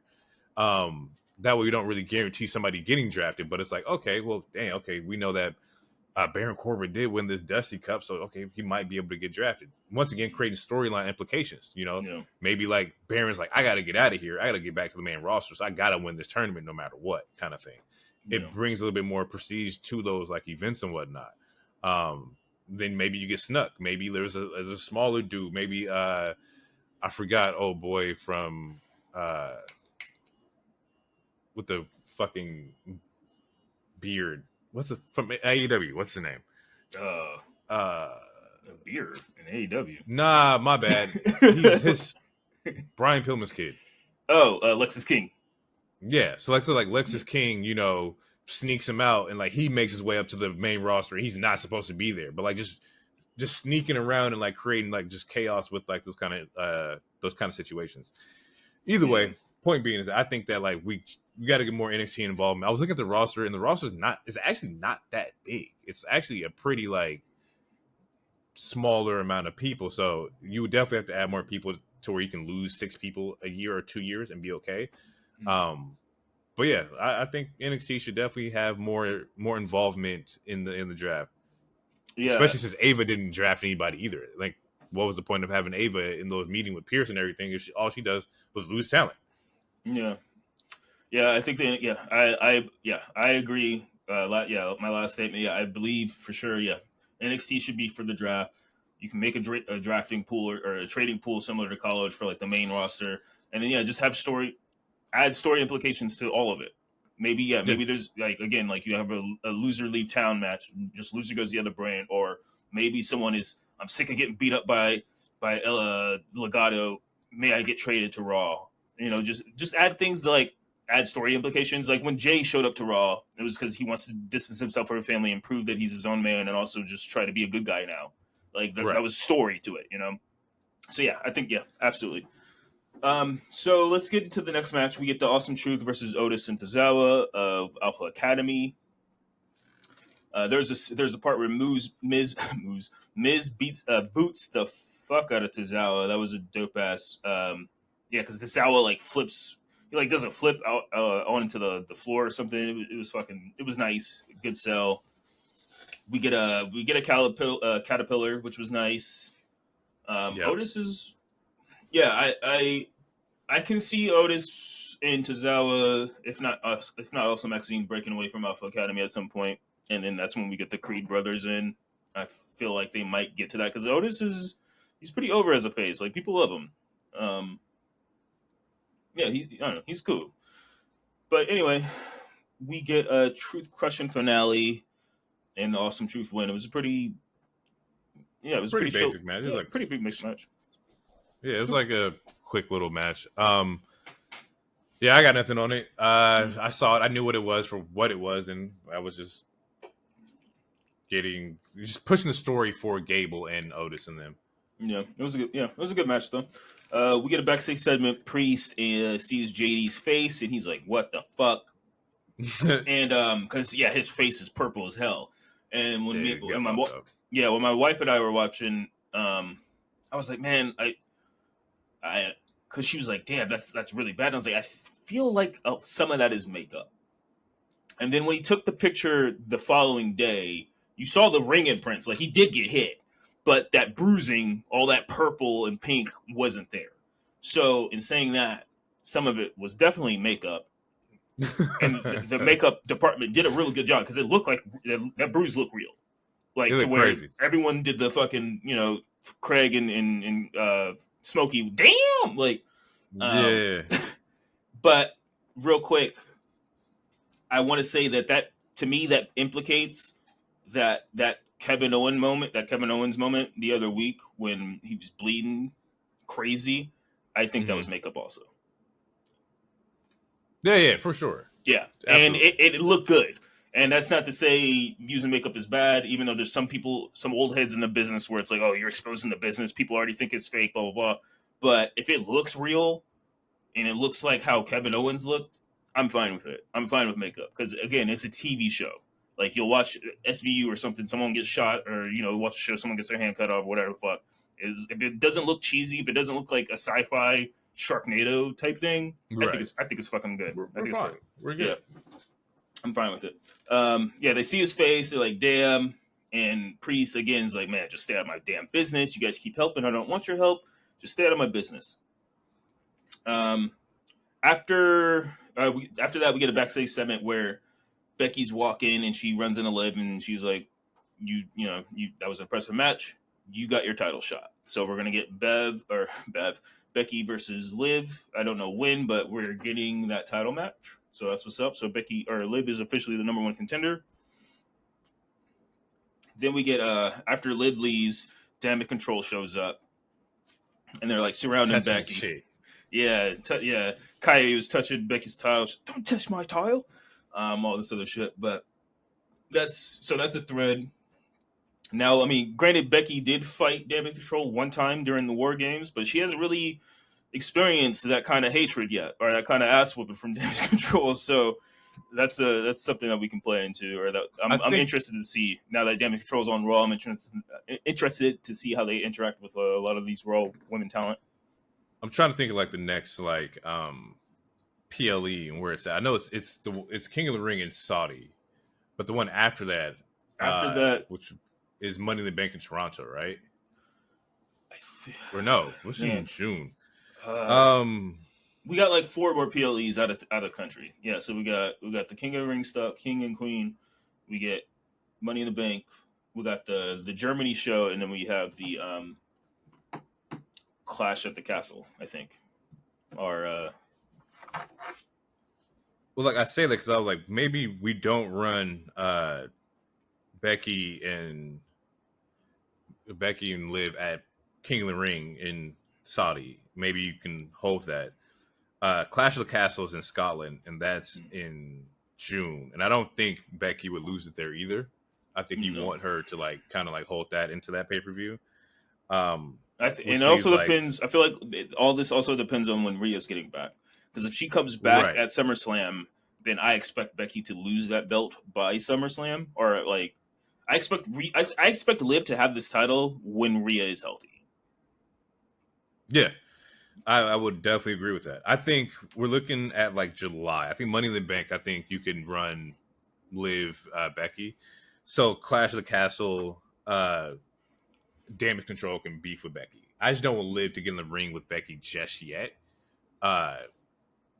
Because I don't want I don't know. I just feel like it would be too soon. Yeah, She's the number one contender. They did just fight before Mania. Yeah, they had that match. They had that 1v1 match, and Becky won. And then that's when we eventually got the last woman standing match with Becky and Nia. Right. Yeah. I expect this match to end if it happens relatively soon. I expect it to end in a DQ with Damage Control, and then we see maybe Liv and Becky team up for a minute. I don't know. We'll see. I feel like that's also kind of lazy, but I know we'll see. But I expect it to end in a DQ or something. Something like that. Maybe Liv finally goes full heel, and then she gets a DQ by going full heel, or I don't know. We'll see. You could also run Becky Asuka a couple times. That's always gonna hold shit down. Becky Asuka, Becky Dakota. I want to see that. Becky Io. I mean, Io. You have plenty of options. Yeah. With running this angle. Exactly. We then get the last round of the draft. We have Raw taking Final Testament, which I think they should have been in NXT because they were getting the pop they were looking for in NXT, but on Raw, okay, I'll take it. DIY goes to SmackDown. Bronson Reed stays on Raw. And then we get a really dope pick from Blair Davenport going to SmackDown. I just learned about Blair Davenport maybe earlier this year when I was looking up Will Ospreay, and she was part of his team. I mean, they used to date. I didn't know that. Yeah, no, they used to date, and he broke up with her when she decided to move to the States. Ah. At least that's the story that I remember reading. I think they're still cool at all, but yeah, because there's a picture of her wearing an AEW shirt, because I think she did a couple matches with AEW the first year or so. I learned about her through the United Empire stable. Super talented. I want to see her get used. It's funny she had a real reaction to getting drafted. A lot of the NXT talent did. Because they didn't know they were getting drafted, which is cool. Which is another reason why I feel we should just keep it with NXT. Right. Because those are all genuine reactions. So shout out to Blair Davenport getting drafted to SmackDown. That's going to be a great fucking talent to have up there. Hopefully she gets utilized. Hopefully all the women get utilized. SmackDown actually has a really stacked fucking women's roster right now. Yeah. Raw has the potential. Raw has a lot of people that if you book them right and build them, you're going to be in a good fucking spot. But yeah, SmackDown. I think both rosters. I think both rosters are stacked. I give the slight edge to SmackDown only because they have the big three there on top of everything else. But they have literally the big three and Bayley. Bayley, Nia, and Tiffy. They just got Tiffy. They're a little loaded over there. Plus, they still have. Didn't they get Spooky Girls? They're over there too. No, Spooky Girls went to Raw now. I think because Spooky Girls were already on SmackDown. It's I want to say they went to. I think they just swapped. And real quick, because there was Triple H or someone said there will be more trade, there'll be trades going down the line, because we talked about this twice or so, but Imperium, Ludwig and Tiffany are still on different shows and they're still dating, and I think they finally got an apartment together, so I expect them to be on the same show at some point. So someone's getting traded at some point. At some point, yeah, I don't know. But Giovanni went to SmackDown. If you're split too, that would fucking suck, bro. Yeah, it sucks because that means you have different. You never see each other. Different house shows you got to go to. I'm having a house show in fucking Salem, and you're in a house show in Tacoma, Washington, or something. It's how fucking supposed to see each other, right.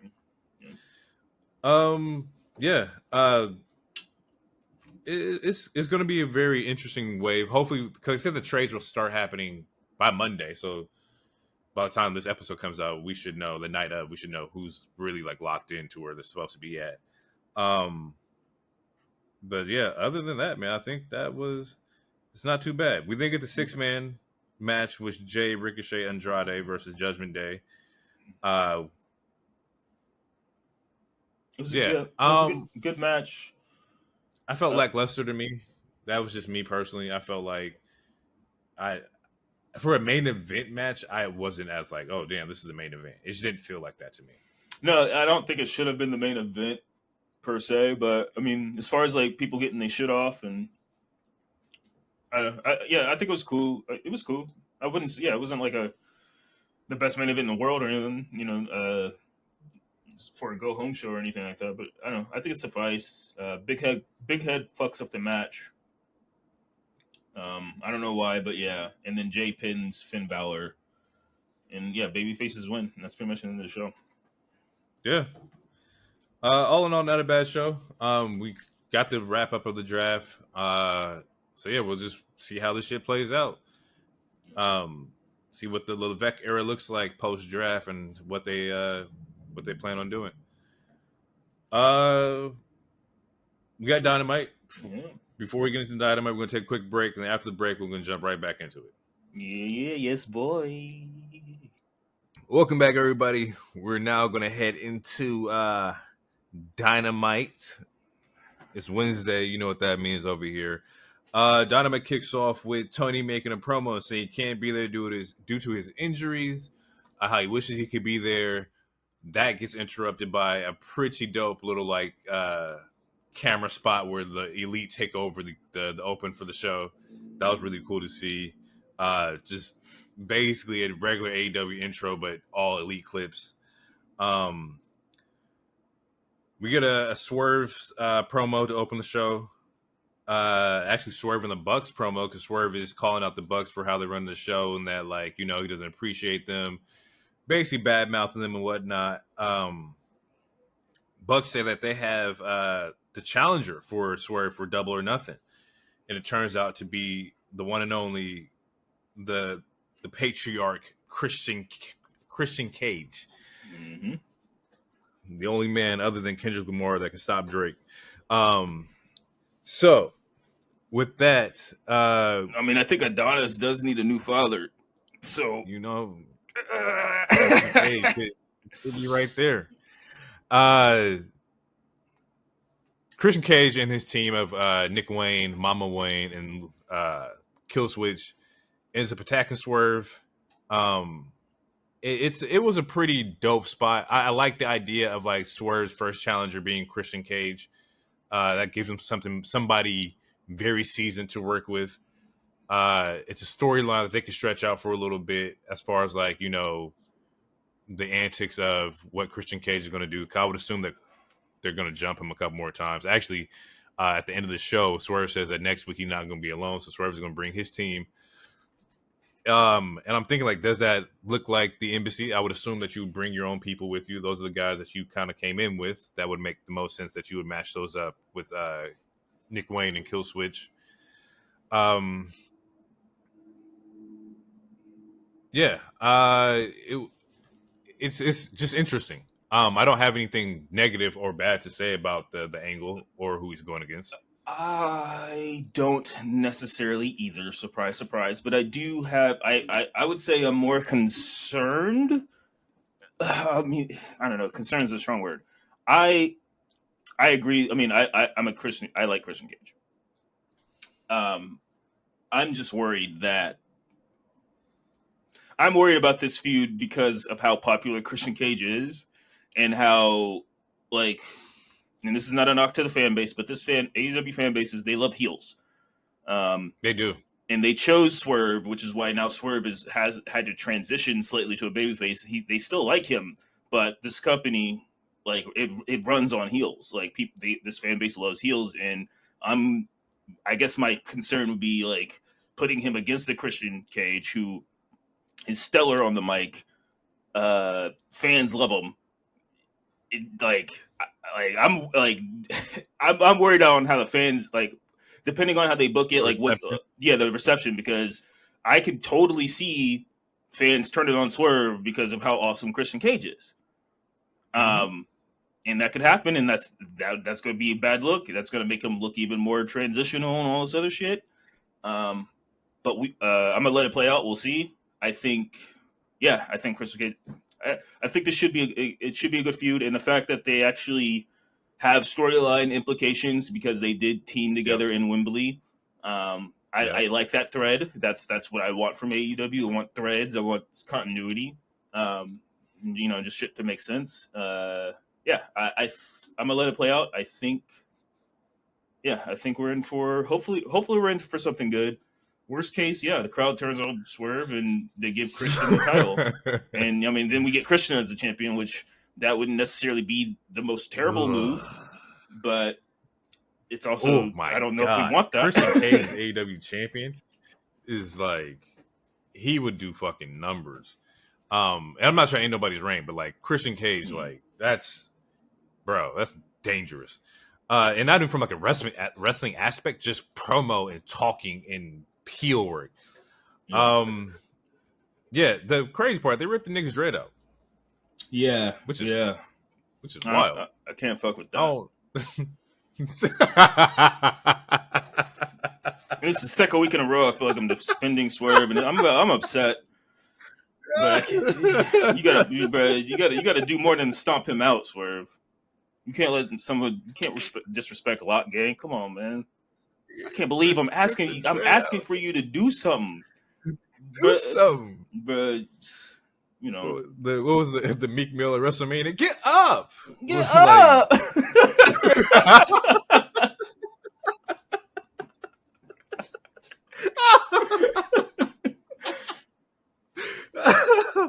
Fuck, man, that's funny. We then get a Cope Open. It's an open challenge for the TNT title. We get Cope versus Buddy Matthews. Against Buddy Matthews.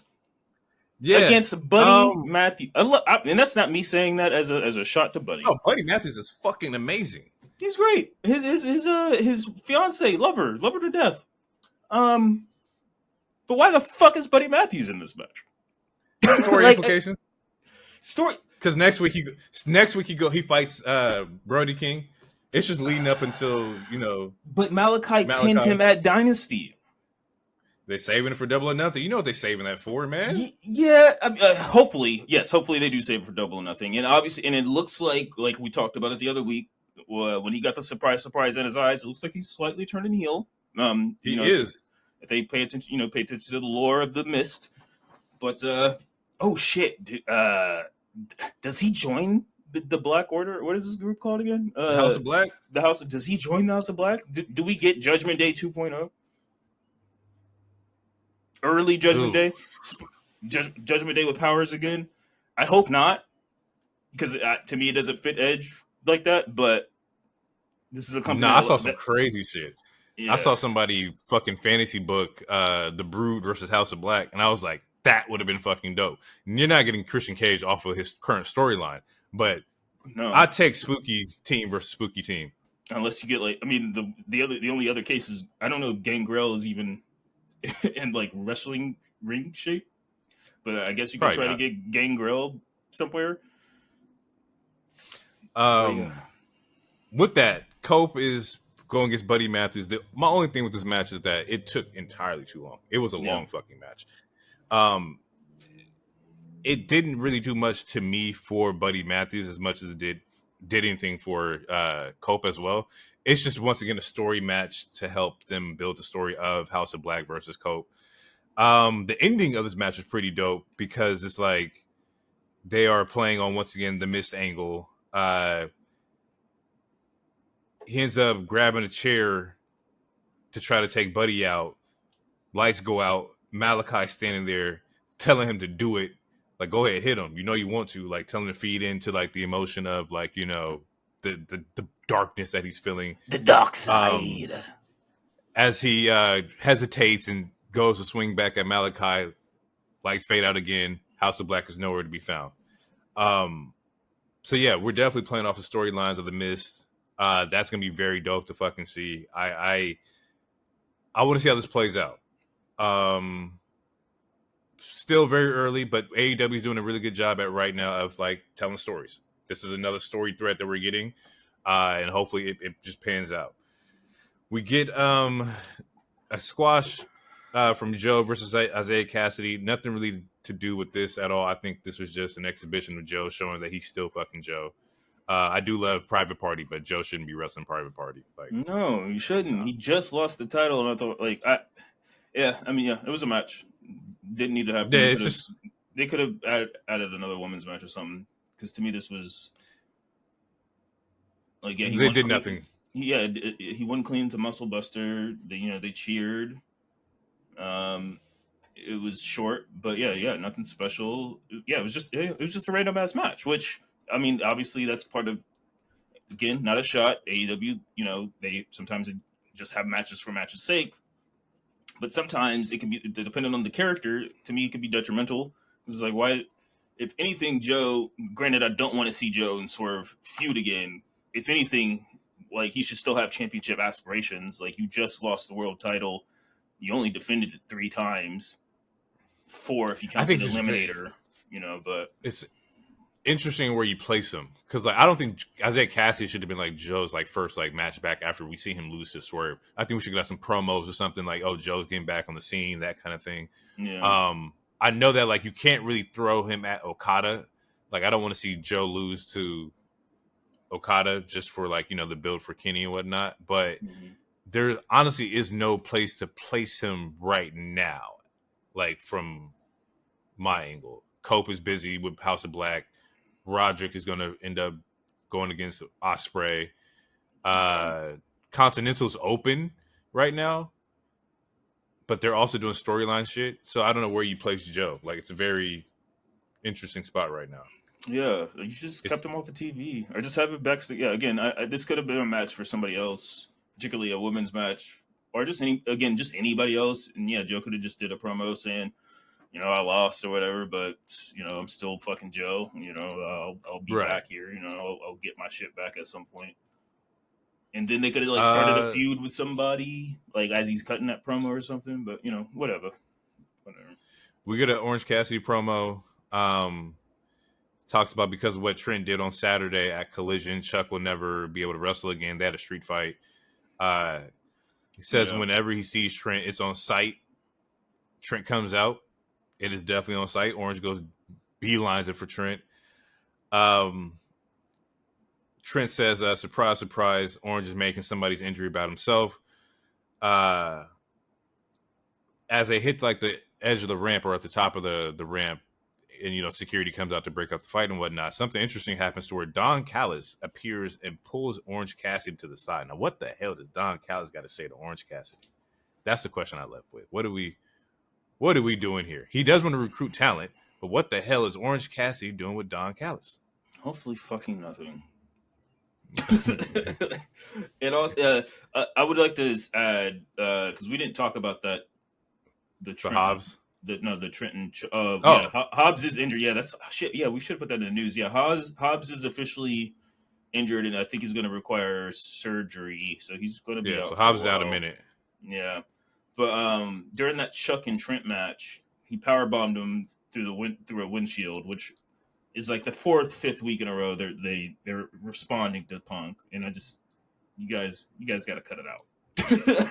Like it's not. I gotta check that. I didn't see that. Yeah, no, he powerbombs him through because it's like if you remember the whole Jack Perry wanting to break a windshield thing, and Punk was like, you can't do that. Right. Rent car, but like they power we get the real glass Crimea River.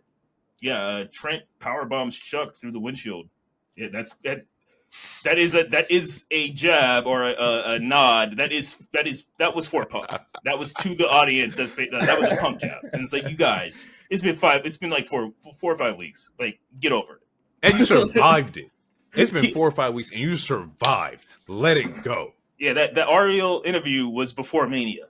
Mania was now officially a month ago. Get over it. Let it go. It's fine. It's get over. But anyway, so we can. The next match is when we get Shibata versus Chris Jericho for the we get a Jack promo before that. Jack says he did what's best for AEW. Says Tony's the one who made him the scapegoat. Says we're entering a new era, the elite era. Then we get Shibata versus Jericho, and this was actually a good match. It's fucking crazy, man. But I enjoyed this match a lot.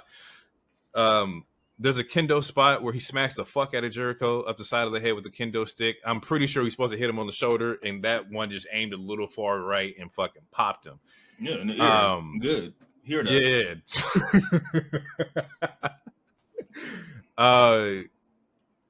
For a moment, I did think Shibata was going to win because, like, throughout this entire process, Shibata's putting the fucking paws on Jericho.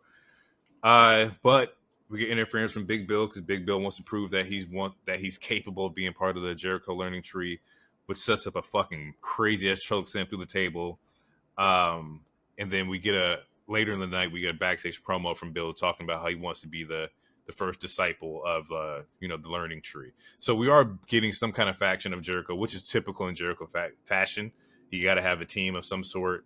This is like his Contrary to as well. Contrary to popular belief in other people, I actually like this angle that Jericho is running. The character that he's running is just, it's similar to like I said, the fake cult leader. Like, I'm doing this for the world. I love you guys. And he's actually just fucking not. He's evil as fuck. It's like the smile on camera, the fake happiness. Like, it's a good little angle. I like it. We'll see where it goes. I don't want to know how this ties back into Hook. I don't think Hook's part of the story is done.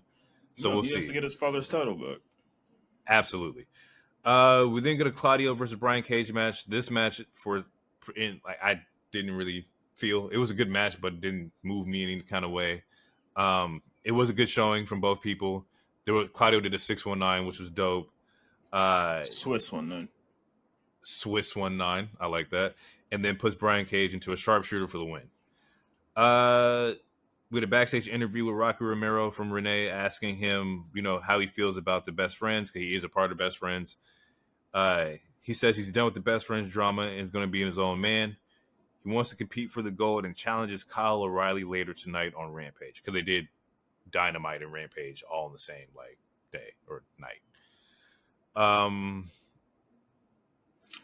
Yeah. This is like their third time doing that, which makes it damn near like, if you're watching both shows, it's a 3-hour show, which is I'm fine with, because obviously I watch Raw. It's funny to see certain fan bases be okay with it too, because for years I've heard a lot of shit talk about how long Raw is, and I was a part I hate of it. 3-hour shows. Yeah, we talked about it. I think 2.5 is a good fit. That's perfect.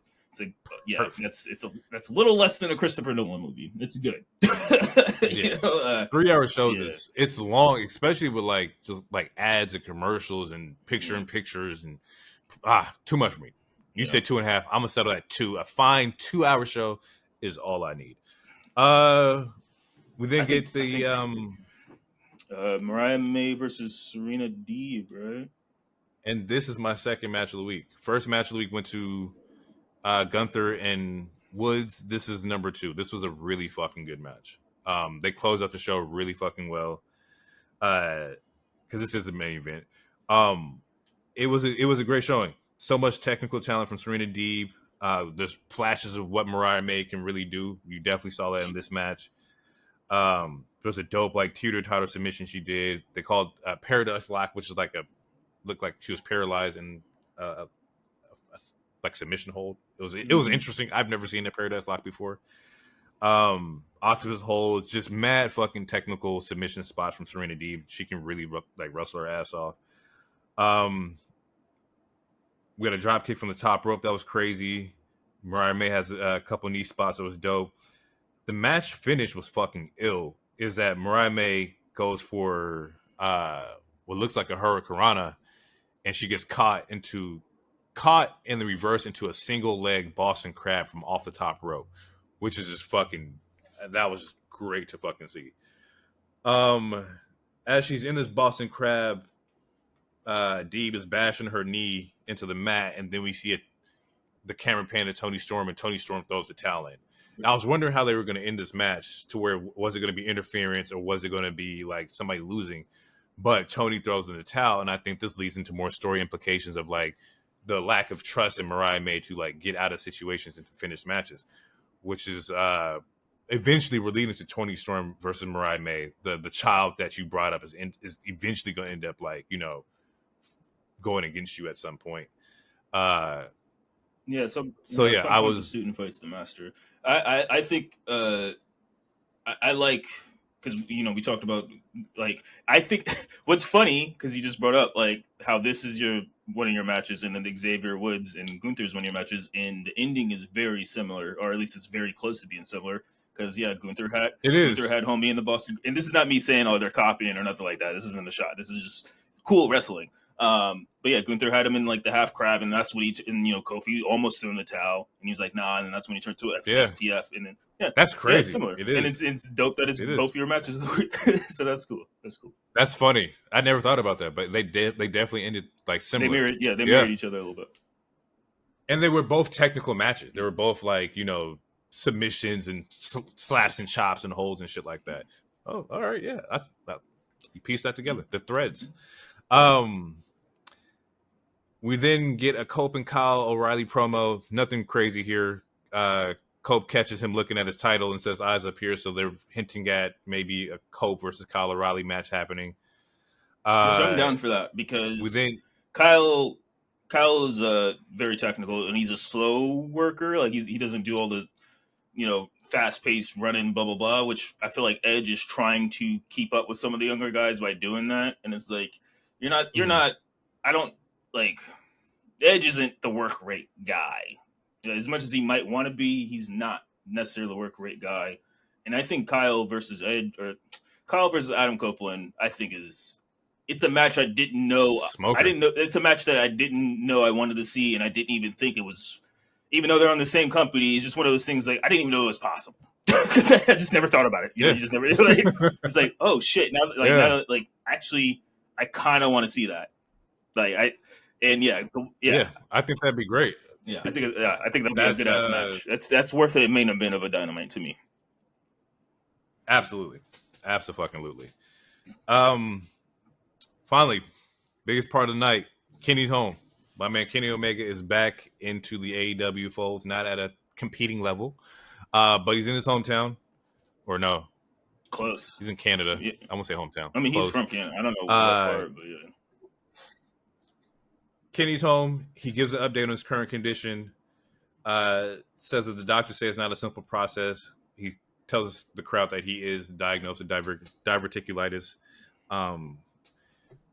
which is it has something to do like your intestines. Yeah. So it is a very serious fucking. And he's going to require surgery. So yeah, we're not going to see him back for a minute. He says the doctor said he could have been out 6, 12, or the rest of his life with a colostomy bag. He says he's watching Dynamite from home and that he was shaking and having like these withdrawals, and he didn't know if this was like him being afraid to wrestle or him missing wrestling, but it was just more so the aspect him wanting to get back in the ring. It was just the hunger. We then get interrupted by Okada, who comes out. They speak. He does a little opening in Japanese.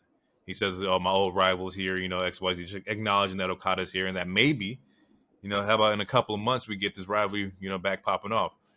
So it says from that, it's like, in a couple of months we might see Kenny and Okada.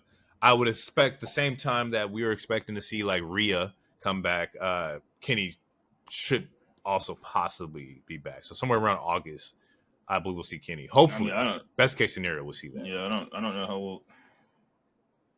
Yeah, it's a hopefully, and it's one of those matches where obviously Kenny's on a shot clock as far as like how long he'll be able to go, especially with this particular work style. So I feel like it's not a dream match because I feel like we've already seen this match 4 times, but we've never seen it in AEW. So if he does come back, and that's what he said. Yeah. If he does, when he comes back, I don't say if he does because I'm assuming he will, assuming everything goes well with surgery and rehab, etc. It's a match that will probably get relatively quick, which has pros and cons, but it's a match that would deliver more than likely for sure. And it's a good tease. I think gives fans something to be excited about. It is. This was definitely a tease. And I think, like you said, like, we don't know the capacity of how long he's going to be able to do the style. I think you kind of have to get those ones out the way. It's like, yes, we love the story. Yes, I would want to see the build for sure. But if Kenny's on a clock, give me everything I can get before he like sits down. Jack Perry interrupts. Ends up attacking Kenny with the microphone. Ends up knocking out some security guards with some chairs.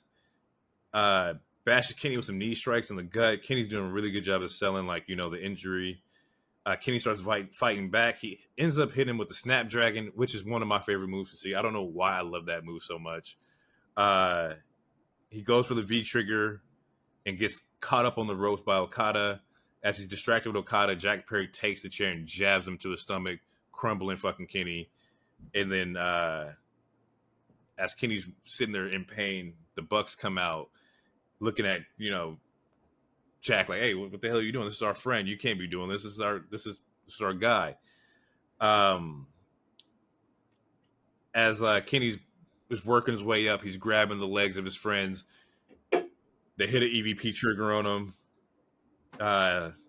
Leaves him crumpled in the middle of the ring. FTR comes out for the save, or to save Kenny, which is also crazy that FTR is coming out to save Kenny with the history that they have. Yeah. And then the refs come out, and that's the show. Side note, this carries over into Rampage, and as like Kenny's being stretched out on like the hospital stretcher, they catch him on the way out, and like, or the Bucks catch him on the way out. It's like, hey, it's nothing personal, you know, he's just our friend. He's like, or Matthew is saying like, oh, you know, maybe it's Nicholas. I don't know. The younger one. It's the younger one. The younger one is like, hey, Them niggas look the you know, we same said we age. wanted to change the world. No, they're not. That's crazy. He's like, you told us you wanted to change the world. We told you wanted to change the world and whatnot. We're doing it. And they flip this man off the goddamn stretcher, drops him onto the fucking concrete, and that's how they treat their best friend. So there will be some ramifications for the Bucks for sure. I don't know who comes out to stop the Bucks. It leaves a very open-ended question of like, what's the team? Who is going to be the feud for the chaos that's happening with the EVPs and Okada and Perry? Like, what does like, that look like? Does this lead to blood and guts? Also, like, yeah, who's on the team? Because, all right, so I'm looking up diverticulitis or whatever the fuck. For most people are able to return to their normal activities within 1 to 2 weeks. Now, I'm assuming I'm assuming normal people is quote unquote not wrestlers, but it may take up to 3 months for a full recovery. And that's on top of him already, you know, being out of the ring for a while. We don't know his workout routine. We don't even know if he can work out. But in saying that, yeah, it said 3 months. So let's say if he had the surgery literally like this week or tomorrow, yeah, there is a chance we could see him in August. If not, hopefully, my gut, whatever he's been doing before. Yeah, my gut says maybe November. If we don't want to rush it, because we shouldn't, because I feel like when he last returned, he was like he showed up with Kota Ibushi, who's also injured, because so he won't be on the team, so we can't get Golden Lover Boys. But yeah, when he showed up after that one injury, he literally showed up in duct tape before they won trios titles or whatever. Like that man, he had a bodysuit on, it was wild. So yeah, I don't want him to rush, especially because he's one of their big he is, I would say, since Punk is gone, he's one of their biggest stars. I would put him above Moxley. Absolutely. So yeah, you don't want to rush it, and obviously he's like 40, or he's close to 40. Anyway, yeah. So hopefully we see him by November. So All In is in August, right? That's where at the best, if you were the snowball's held in chance that you are at your top physical peak from the injury. We'd love to see him come back and All In. If that does not happen, that's okay too, because the next 4 are All Out, Wrestle Dream, Full Gears, which is in November. So you have 4 fucking pay-per-views that he could possibly pop back in at, Yeah. Full Gear would probably be the one that I would lean into more, come back in November and just wreck shit. It's also crazy because we're getting into Double or Nothing's in May, and then we got Forbidden Door in June. So be on the lookout for those kind of storylines being built too. And we're starting to already get a little bit of those. There's been some that has happened with or it's currently happened with some of the Stardom talent. fighting in AEW right now. So just be ready to start seeing like surprise in AEW for sure. Yeah, and I do you have the schedule of their pay-per-views? I do right now. Okay. What? Why is my computer blocked? Okay. Um, yeah. Honestly, I would do what they did this Wednesday, and I wouldn't bring them back at a pay-per-view. I would bring them back. I mean, I would bring them back before a pay-per-view, and I would do it in Canada. You want the biggest spot possible, and yeah. So I would do it in Canada when he's healed. They go to Canada frequently ish. I would assume that one of the Dynamites, because Wrestle Dream's in Tacoma. Mm-hmm. So I would assume that you probably hit Vancouver for one of the Dynamites or collisions or whatnot. So I could definitely see that happening. Which if we don't get Swerve versus Bryan for Wrestle Dream Tacoma, then they're fumbling. That's a miss. That's a fumble of bag if they don't do that. You got 2 Washingtonians. You better run that shit. Oof. Yeah, you gotta run Bryan and Swerve in Tacoma. Have to. Wait. Or do you run Ospreay, Bryan in Tacoma? I'd do Swerve and Bryan. You could do Ospreay and Bryan too anytime you want. But to have 2 Washingtonian, and obviously Bryan's never won a title match, so it's like, you shouldn't expect him to win, but you never know because But I'd have your 2. Yeah. For me, if I'm Tony, I'm doing Swerve and Daniel or Bryan Danielson during Tacoma. Like, to me, that's a no-brainer. You got 2 Washingtonians. I don't know. Last year they had it was Christian Cage Darby, so I would expect that your boy Darby is going to be part of this pay-per-view at some point. They did Bryan Danielson versus Zack Sabre. I mean, if his foot is healed, but also he still has to do Everest, so we don't. Swerve went against Hangman. Fuck, Hangman's still out there. Like, there's a lot that can be implemented, for sure. Yeah. Overall, this AEW show was great. There was a lot, like I said, more storytelling. They're listening. There is threads being made here. I am just like with Raw and SmackDown, I'm interested in all the stories. I don't think there is a bad storyline yet that I felt like is just hanging. Because even like I said, even Jericho's kind of turned that into something for me. But yeah, if it does, I'll be the first one to tell you that I don't like anything because shit just don't make any sense. Mm-hmm. If Joe's next week beefing with fucking Private Party, you will hear me fucking spaz out because that should not happen for Joe. Yeah. We're gonna get into SmackDown. There's no audio break. I think right now anybody who's dropping music, you kind of need to relax because K-Dot killing shit. Yeah. So go ahead and play that K-Dot. He got 4 or 5 songs for y'all to go ahead and just rock to. Yes, I'm not stepping away. Go ahead, let's go do Meet the Grims. Euphoria, whatever you got, go play that. Because as an artist right now dropping music, ain't nobody looking for your shit. Nobody. 69 God. All right, so yeah, let's bust through SmackDown. It was a good show. But the best, I feel like the best part was the opening match, and which was the 4v4. We get Bayley, Naomi, Bianca, and Jade versus Damage Control and Cocoa Butter Combat Club versus Damage Control and Tiffy Time. It was a solid match. You can see the tension between Bianca and Bayley still there, to where Bayley tagged herself in when Bianca was doing shit, and Bianca was not okay with that. And there was a moment where Jade and Naomi weren't ready to be tagged. They were unconscious or whatever the fuck, incapacitated. And then Bayley, the only option for her to choose was Bianca. It almost looked like Bianca didn't even want the tag. She's like, man, I don't want this bitch tagging me. I don't even want you to touch me. Yeah. I don't want you to touch me. And then that's when Jade randomly shows up and takes the hot tag. But yeah, no, it's cool to still see that tension. Faces aren't just instantly forgiven faces. We've seen this. Hell Yeah, we've seen nah. this already when Jay came back to Raw and Kevin Owens wasn't fucking with it and all that stuff. Like, so stories continue. Like, there's a thread, there's continuity. Like, just because you're a babyface now doesn't mean that you're instantly my best friend. You put me through hell for 2 years, 2.5, I think, actually. But it was some good shit. We get to see some of the tag team offense that Jade and Bianca have been working on during the house shows, which is cool. And we see that again during Backlash also.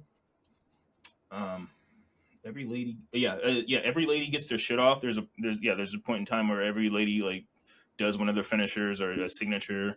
They get their shit off, and it ends with Bianca with a KOD and babyfaces win. Essentially, is there any other spot? Did I go through that too fast? Or is there any other spots you want to talk about? Nah, no, that's pretty much it for me. It was really dope to see. It was interesting. It was a dope match. Good to see, like, the Cocoa Butter Combat Club do their thing. The Bailey face transition has implications and responsibilities, consequences, repercussions. That's what I'm looking for. And we're definitely watching the consequences of Bailey's action with damage control definitely play out. It's gonna be very interesting to see what they do with this. They're telling a story between her and Bianca. Because even like, on the other end, Jade and Naomi are like, yo, chill, it's just all right. And Bianca's like, nah, fuck that. Y'all wasn't here. Y'all didn't see this shit. Fuck all of them. My only thing about this is that it was interesting, no EO. Like, where's the EO in this? Yeah. They I feel like they're cooling her off. Not cooling her off in a bad way, but I mean, we will. She is in the Queen of the Ring and she has a match, so we're going to see her. Yeah, and I didn't see any reports of like any undisclosed injury or anything, but yeah, I just feel like they're letting the other three in damage control cook. EO's still like the leader, even though Dakota's the mouthpiece. Yep. But yeah, I guess EO doesn't want to get their hands dirty, which I respect it.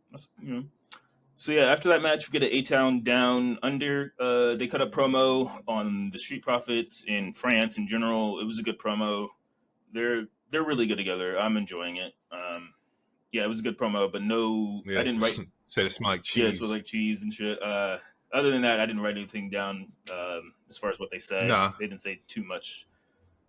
Then we get a backstage promo with all four of the babyface women that just won, and Bianca essentially was like, "I'm done with it. Like, after Backlash, hopefully I'm done with Damage Control. Hopefully, as she's looking at Bailey, because again, yeah, she's fed up. She's been dealing with this shit for like 2 years. She wants to be done with these motherfuckers. And Bailey like walks off a little angrily because it looks angrily, but it's mostly like guilt or grief. It's like, and especially now that she's a babyface, so she understands. Like, anyway, it was a cool thread. We're still seeing the threads.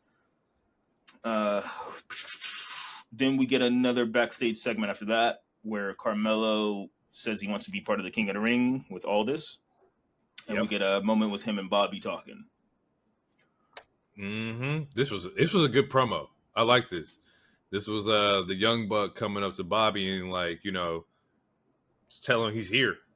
He's stepping on toes. But Bobby being the vet is like, hey, maybe you should just watch what you say and who you say it to. Yeah, but before that, that though, he was coming off as a hating ass old head, bro. Like he's like, you can't, he came off as a hating ass old head, bro. And he's like, hey, it's good that you shot, but it's not about the shots that you shoot. It's about how you shoot them or some shit like that. And then Carmelo was like, well, shit, when's the last time you shot your shot?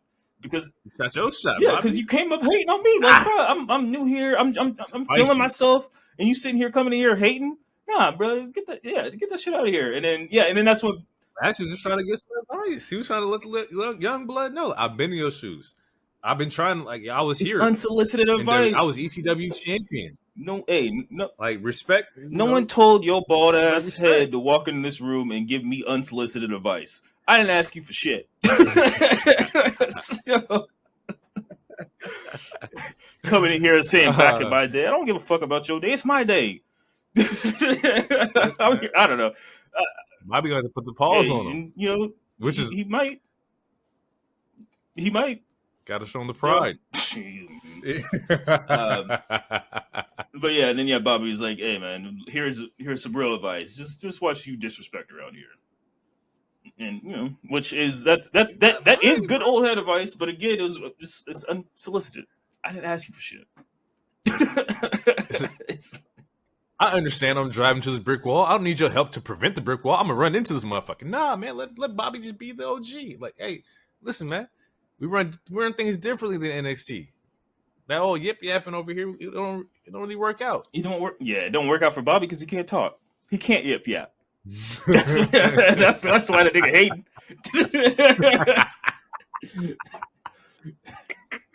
He should be trying to recruit Carmelo. Just like how he had Lio Rush talking for him. Shout out to Leo. Yeah. That was a good. Leo did the best. He did the best he could with that. He did. That man Leo. He was annoying, but he was annoying in a good way. Smells like money. It is money. He's doing all sorts of shit. Bobby, Bobby. He had a crazy ass laugh. Shout out to Leo. Yeah, he did. Yeah, bro. Leo, come work somewhere, bro. I need to see you on TV, bro. Tony Khan, Trip, Khan. Somebody get this man. I don't know, man. Like, cause like him and side tangents, him and Tony ended up on like some. Back then, he left on some.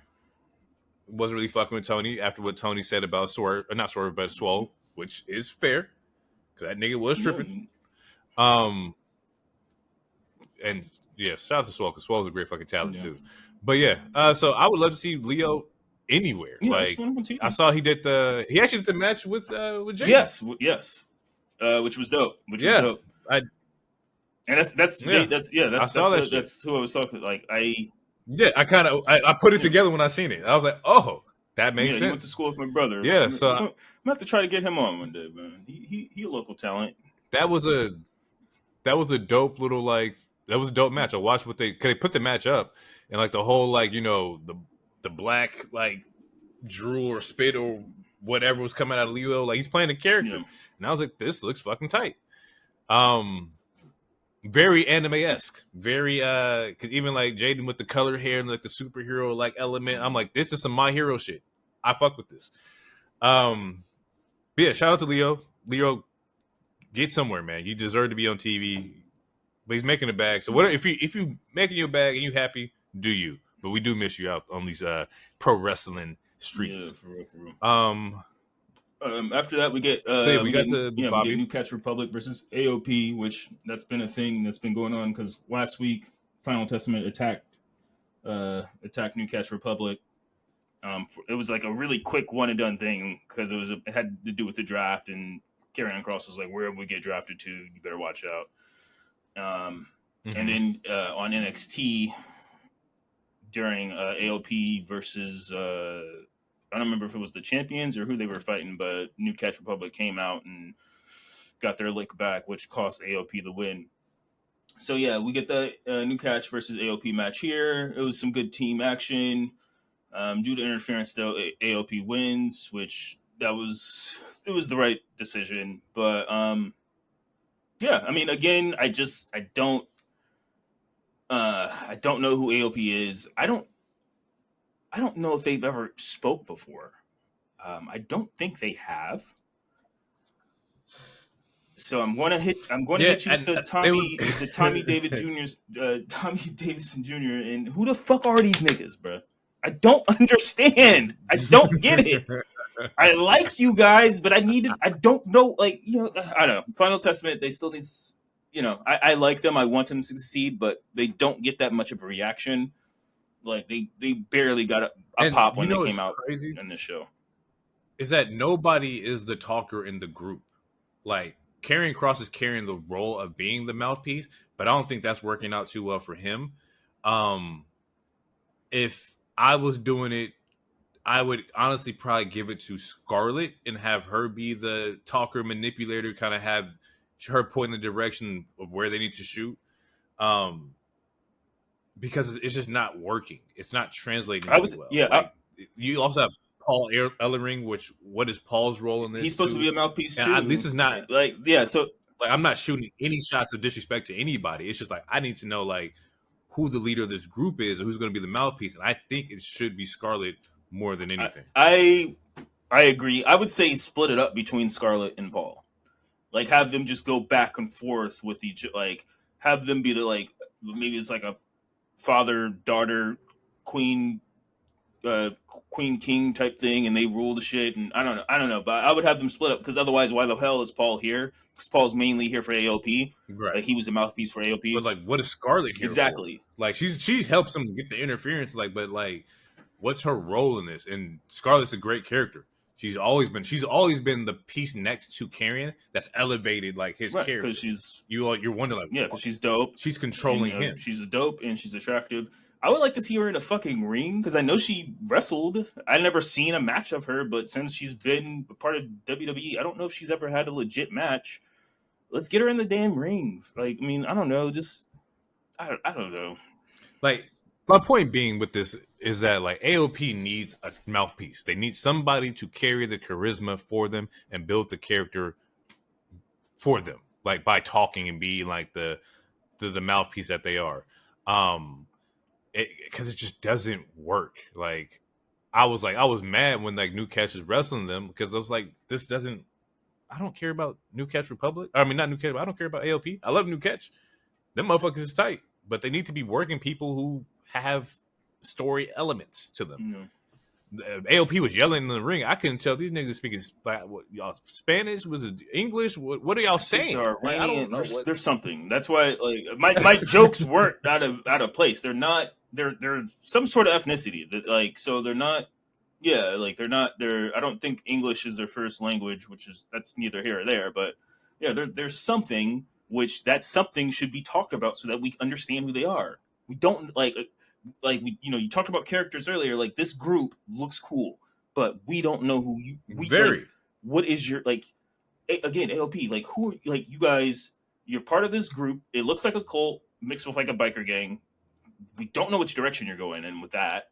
And then you guys show up, invest, and you don't talk. Like, what? Who are y'all? Like, what is this group? What is this gang? What is the characters that you guys are trying to portray to us? Like, I don't. Like, I like them, but I don't understand the characters, so that's why I'm not fully on board. That's why I complain every goddamn week, because I like them, but I do not like the characters, because they have not given us a character. They haven't they're just angry. They're just angry people in black, which, like, like, that's me every day almost. Like, I don't. Shut the fuck up. So yeah, I just don't understand. One is Canadian and one is Albanian. Okay, Albanian. There we go. But like that doesn't do anything. I still don't know what the fuck. Doesn't mean anything. And I know that confuses me. They both used to be in MMA. I remember that stuff. But again, why are you guys wearing vests in black tank tops? Like, I don't know. I don't know. And yeah, why is Paul there if he's not doing most of the talking? Yeah. The group isn't. I don't think this group is going to hit. No matter what they do, even if they put like what a character, even if they like beat up, let's just say Tyler Bate and put him in an ambulance, like, that's going to get some heat, but it's not going to it's not going to carry over, because again, we're not invested in these characters, because their characters have not been developed. They're not fleshed out. They're just people in black who have black and white screens on some Tony Storm shit, but does it, like, what are they doing? Like we don't even know what their goal is. Like, I don't know. Last week he was like, we're not going to stop until we get what we want. What the fuck do you want? We know nothing about you. Like, we don't, except that you're scary and used to be spooky, but now you're not spooky. Anyway, I could talk about them forever, because I don't understand it. But after that, I'm trying to think of a character that we could play with them to elevate them. I don't really know who you would pair with them to, like, bring them up. Like, I don't know what that looks like. It's like, what is Final Testament? Because it started off like Karrion and Scarlett. They were spooky. Like, they had the hourglass. Sometimes they had magic. Like, she shot a fireball once. All this other stuff. But now it seems like they're getting away from the spooky part. So they don't have superpowers anymore. That's fine. Right. But why is the screen always black and white, besides it looking cool and giving it NWO / Tony Storm vibes, even though they technically did it before Tony Storm, but whatever. She's the more relevant character right now. So besides NWO and Tony Storm, why is your shit black and white? Who the fuck are you? Who are you guys? What do you want? What is your ambitions? And that goes to That goes to Karrion too, because Karrion NXT Karrion with the bald head and like that shit was over. Like him fighting with Adam Cole, like that shit It was was over. over. I like him with longer hair. He looks more badass to me. He reminds me more of a John Wick character or something. But yeah, even then, I mean, to me, his NXT character was dull too. It was Scarlett that was holding. And that's why when Adam Cole barred his ass up and was like, "All I need is a bell. You need all this cool ass shit and a hot lady to be around you to get attention. They just need to ring the bell." You know, and to me, that fucking promo still holds up because till this day, even though Karrion is, I would say he's like 2% more over than he was when he first debuted to the main roster and got released, but he still ain't that over because they're not getting reactions. Like they barely, like in France was crazy all weekend and they still barely got a reaction when they came out. Yeah. You know, and that's a problem because France was reacting to literally every fucking thing. Everything. Well, they were getting everybody love. Yeah. It's interesting because also with this, both teams will be on Raw next week. So they're going to continue the feud next week. So this is not the last time we're going to see AOP and New Catch. I will say there was a good spot where Bates had one of them on his shoulders. And that shit was fucking crazy. Big strong boy. Bates is small and the motherfuckers are big as hell. After that, we get the Aldous Heyman promo. And Heyman slips up and he confesses that I haven't spoken to Roman since Mania. And Aldous is like, what? And he was like, yeah, I took him out of the draft. And yeah, it was a crazy ass reveal. Paul Heyman has not talked to Roman Reigns since WrestleMania. And that he pulled him out. And they asked him why. He's like, I can't subject Roman to the chaos that's happening with the bloodline. So he didn't call him, not because he was afraid that like Roman would be drafted to Raw. He didn't call because I can't let him know that, hey, shit is real right now. Like shit is fucking crazy. With that, like, when do you think we see Roman again? I honestly have no idea. I mean, they already announced that it probably won't be soonish. I mean, yeah, man, maybe SummerSlam. Because I don't think he's going to travel. I don't think he's going to go to any of these out of country pay per views. So I would say around the time, probably around SummerSlam, we might get his first appearance. Yeah, I think we'll get the teaser at Money in the Bank. I think we'll get like some kind of like, oh shit, Tribal Chief called or something like that. But yeah, I think SummerSlam might be the next pay per view we see or hear from Roman. We'll definitely have him on camera by SummerSlam. From there, we have the RKO show.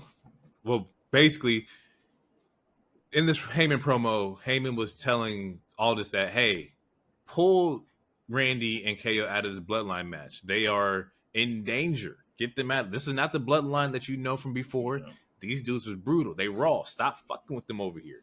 Save them. Help them out. And Aldous tells him, "Nah, you go tell them. You go tell. You get them to get out the match." We then get the RKO show.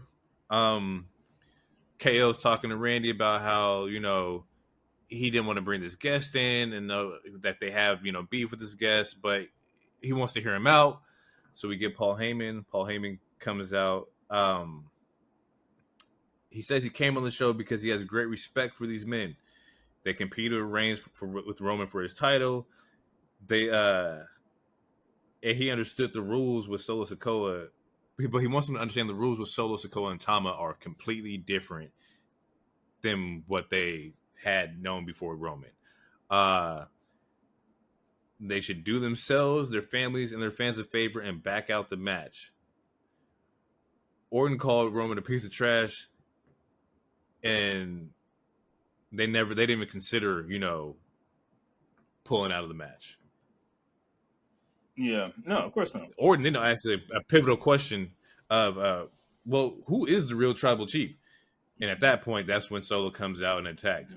But that is the question of the day. Who is the real tribal chief? Who's in charge here? Solo. I mean, it ain't, it's Solo.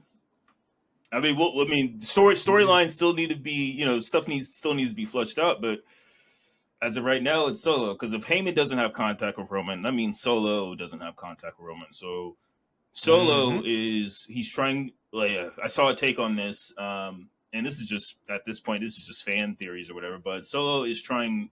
It's not that he's as of right now. It's not like he's trying to necessarily take over the bloodline, but it's like I'm trying to restore the bloodline to the prominence that we once had. But I'm gonna do it my way. Since motherfuckers is gone and they don't want to show up to work, I'm gonna do it my way. And similar to what Punk said to Khan, like, handle it, and if you don't handle it, I'm gonna handle it, and you're not gonna like the way I handle it. And I think that's kind of what was Solo is like. He still wants the wise man because he sees the value in the wise man, but he's recruiting. He's recruiting the GOD, which slight spoiler for his Backlash, but he got Tama, and he gets Loa, and the Gorillas of Destruction. Yeah, man, I think he's just trying to. It's like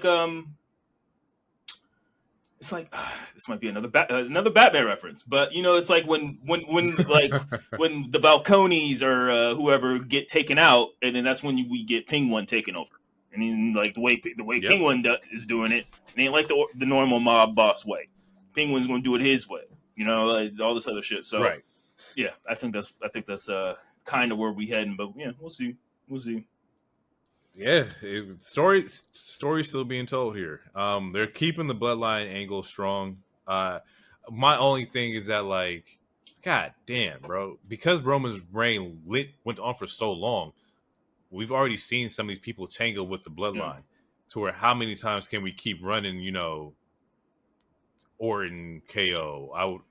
I would assume at some point, Solo gonna try to get his lick back on Cody at some point, like, before Roman comes back. Like, we're going to see that happen. It's just like we've already seen a lot of these stories because of a 4-year fucking reign. Yeah. So like I want to know how they're going to, particularly keep this fresh. And that's not only just from the bloodline angle, but also Cody's angle too, because we have seen Roman versus AJ, or in the Fatal 4 with AJ. We have seen, Roman versus KO and Randy. So it kind of limits like what you can possibly do with these stories with Cody as well, without like, doing something completely dramatic and changing like characters and storylines and shit like that. Yeah. So I'm very interested in seeing what they do with SmackDown, especially what they do with Cody's reign, because we have already seen a lot of these people in the title picture. Yeah. No, I feel it.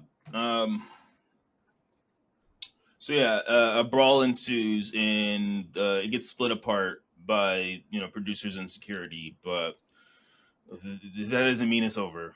After that, we get a Street Profits promo. It was pretty cut and dry. Street Profits straight to the point. Then we get an LA Knight versus Angel Garza, and it's kind of similar to how I felt when we were talking about Joe versus Party. It's like LA Knight's having this match just to have a match, which is fine. Like, he's super popular, he's over his shit, so you don't want him don't want him. Yeah, they fucking love. You don't want him to be gone for zero reason, but also like, so what? LA Knight's just going to beef with all of Legado now for what? There's no titles involved, or I mean, we need storylines. People need feuds just to have a feud, but I don't know. It kind of seems like out of the blue, but it's just one of those moments where I guess we just got to let it play out. Because I would assume LA Knight will be Money in the Bank winner. Yeah, I think that's why they kind of have to find something to do for him. I don't think he needs it personally. No, because he's already over his. I think he needs a mid card. But like, I still think he's going to beat Logan at some point. But he declared him after the match. I mean, let's see. I ain't got no spots for this match. I just me either, because at this point, this is what Drake and Kendrick dropped, and I'm gonna be 100% transparent, y'all. Like, I was watching the show, but I was on my timeline, like looking at all this shit. Because Meet the Family Family Matters and Meet the Graham dropped, and I'm like, what?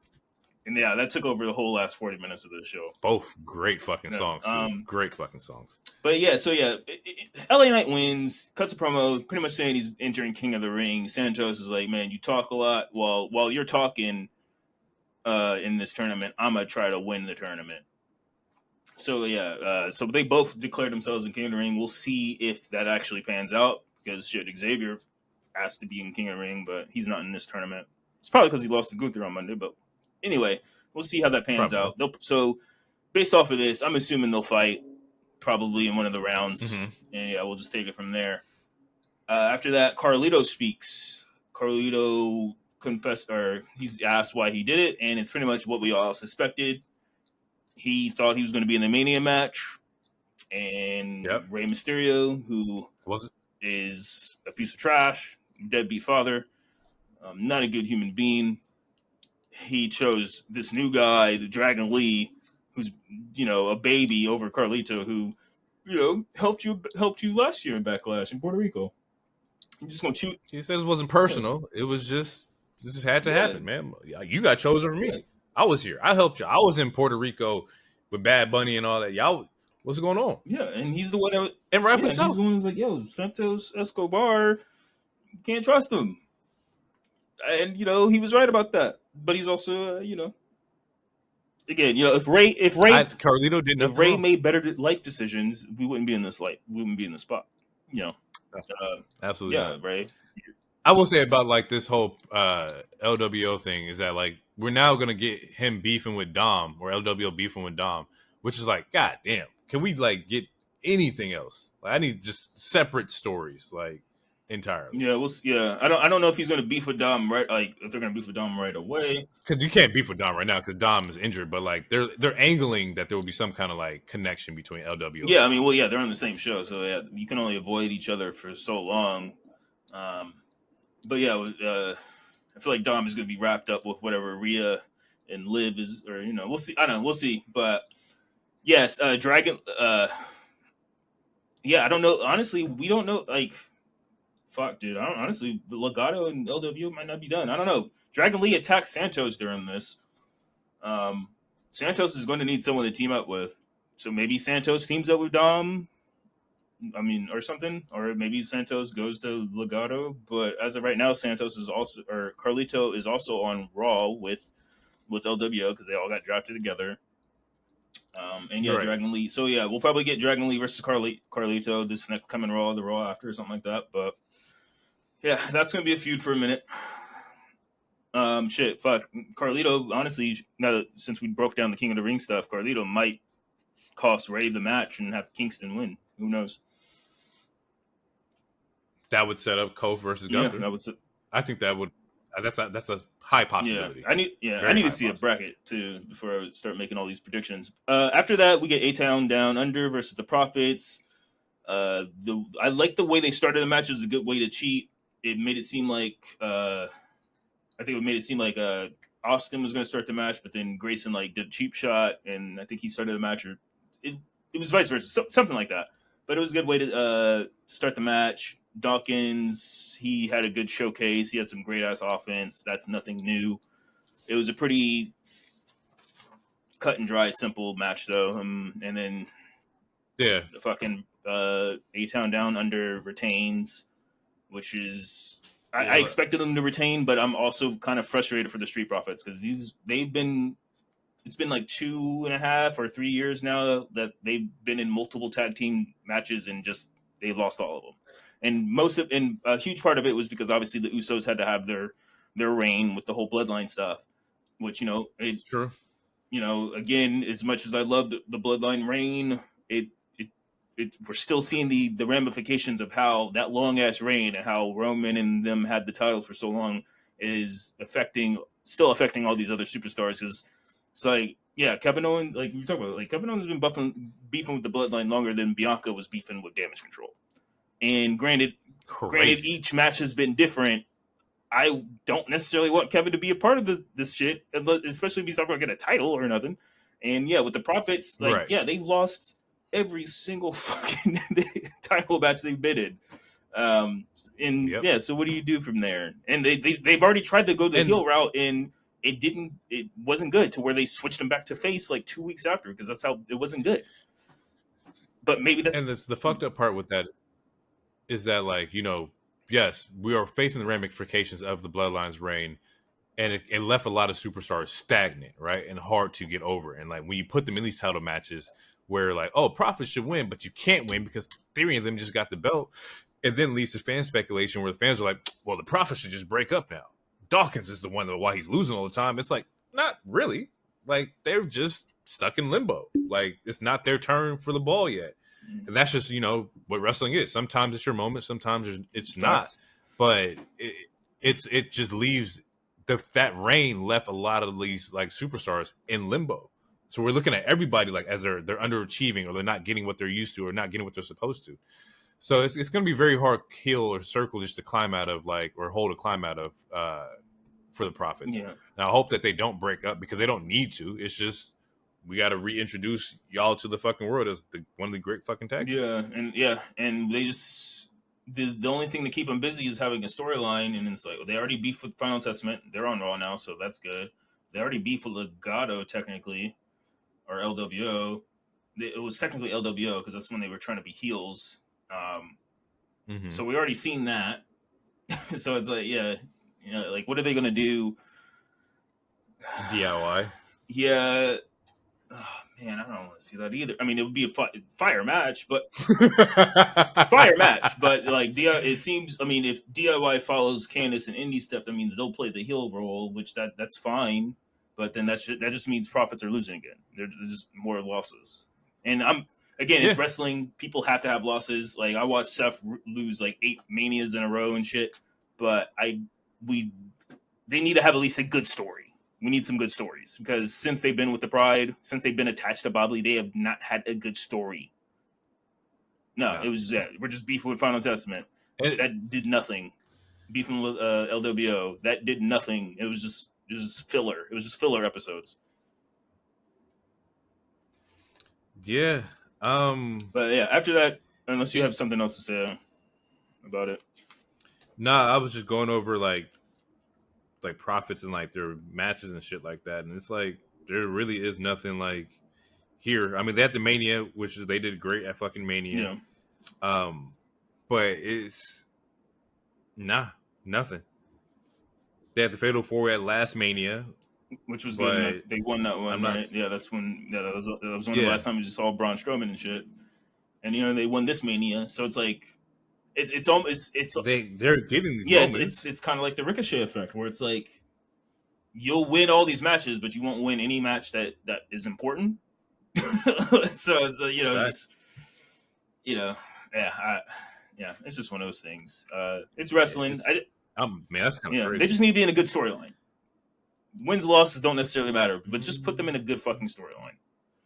So that way the losses don't make me upset. Because, I did not expect them to win these belts. But then again, you should, then, I don't know. We'll see. I trust Triple H. I'm going to let it play out. And I know Triple H loves both of these guys. I know he loves all 4 of these teams, so we'll see. After that, we get the last segment.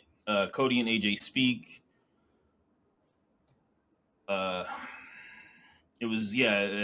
It starts off with AJ saying some shit. I don't think you're taking this seriously. I don't think you have my attention. Cody's like, I have your attention. We both Georgia boys. I watched you TNA, and then AJ cuts that shit off. He's like, I don't need to hear all that shit.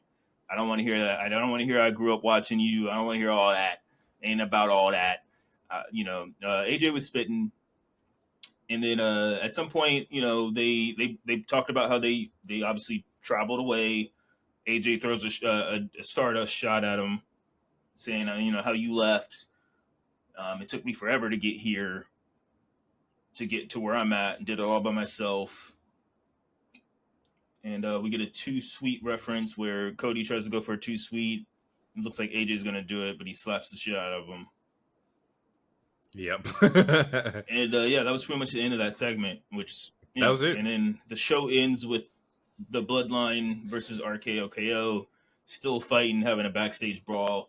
And yeah, the last scene or last shot before the screen fades to black is like, yeah, Randy Orton hitting Solo with a chair and shit. And I'm like, that's a good way to end the shit. Similar to how Raw ended the other week with Gable still having the ankle lock held. The ankle like, lock, yeah. Ending the show with violence. I like that. Overall, decent show. As far as like a kickoff into a pay-per-view, I didn't feel like it had that level of energy, but it was still like a decent show. The crowd was fucking nuts. The crowd, as a matter of fact, carries that energy into Backlash, and I think they make this pay-per-view way more entertaining because of how amped they fucking yes, absolutely. And the matches were good, but the fans, they were good. The fans helped. And speaking of the Smackdown show, the fans were so loud during that show, which they love AJ Styles. They have a whole phenomenal song for him. They love Cody Rhodes. They sung all his lyrics. They sung all of Randy Orton's lyrics. And this is on Friday and on the pay-per-view, and or PLE. And these fans are great. And on Friday they broke. I don't know if you guys, if you have Fitbits or Apple Watches or whatever, if you're in a place that's super loud, sometimes you'll get a notification saying, yo, this sound is so loud it can actually damage your eardrums. And that actually happened during that Friday show, to where people got alerts on their watches and phones and like, yo, the sound decibel is super loud, wear earplug, like that's how loud those fans were. Protect yourself. Like the fans were so loud. There's multiple shots, especially during Backlash, where they're so loud, they're so hyped, the camera is shaking. That's not a special effect. That's not a cameraman just moving his arms. Like, they were so loud that the fans, like the camera was shaking. Cody Rhodes during the promo with AJ was like, I couldn't even hear what you said. Like, it's just like how when people boo Dom and you can't hear him speak if you're actually at the show, Cody Rhodes couldn't hear the dude talking to him in the ring. Like, these fans were so. France was dope. And we'll talk a little more about it when we actually talk about Backlash. Absolutely. Which we're about to. With that being said, though, that show, this is the pod. We will catch you guys in the next one. I hope you guys enjoy episode 15. We're going strong still. The shit is fucking great.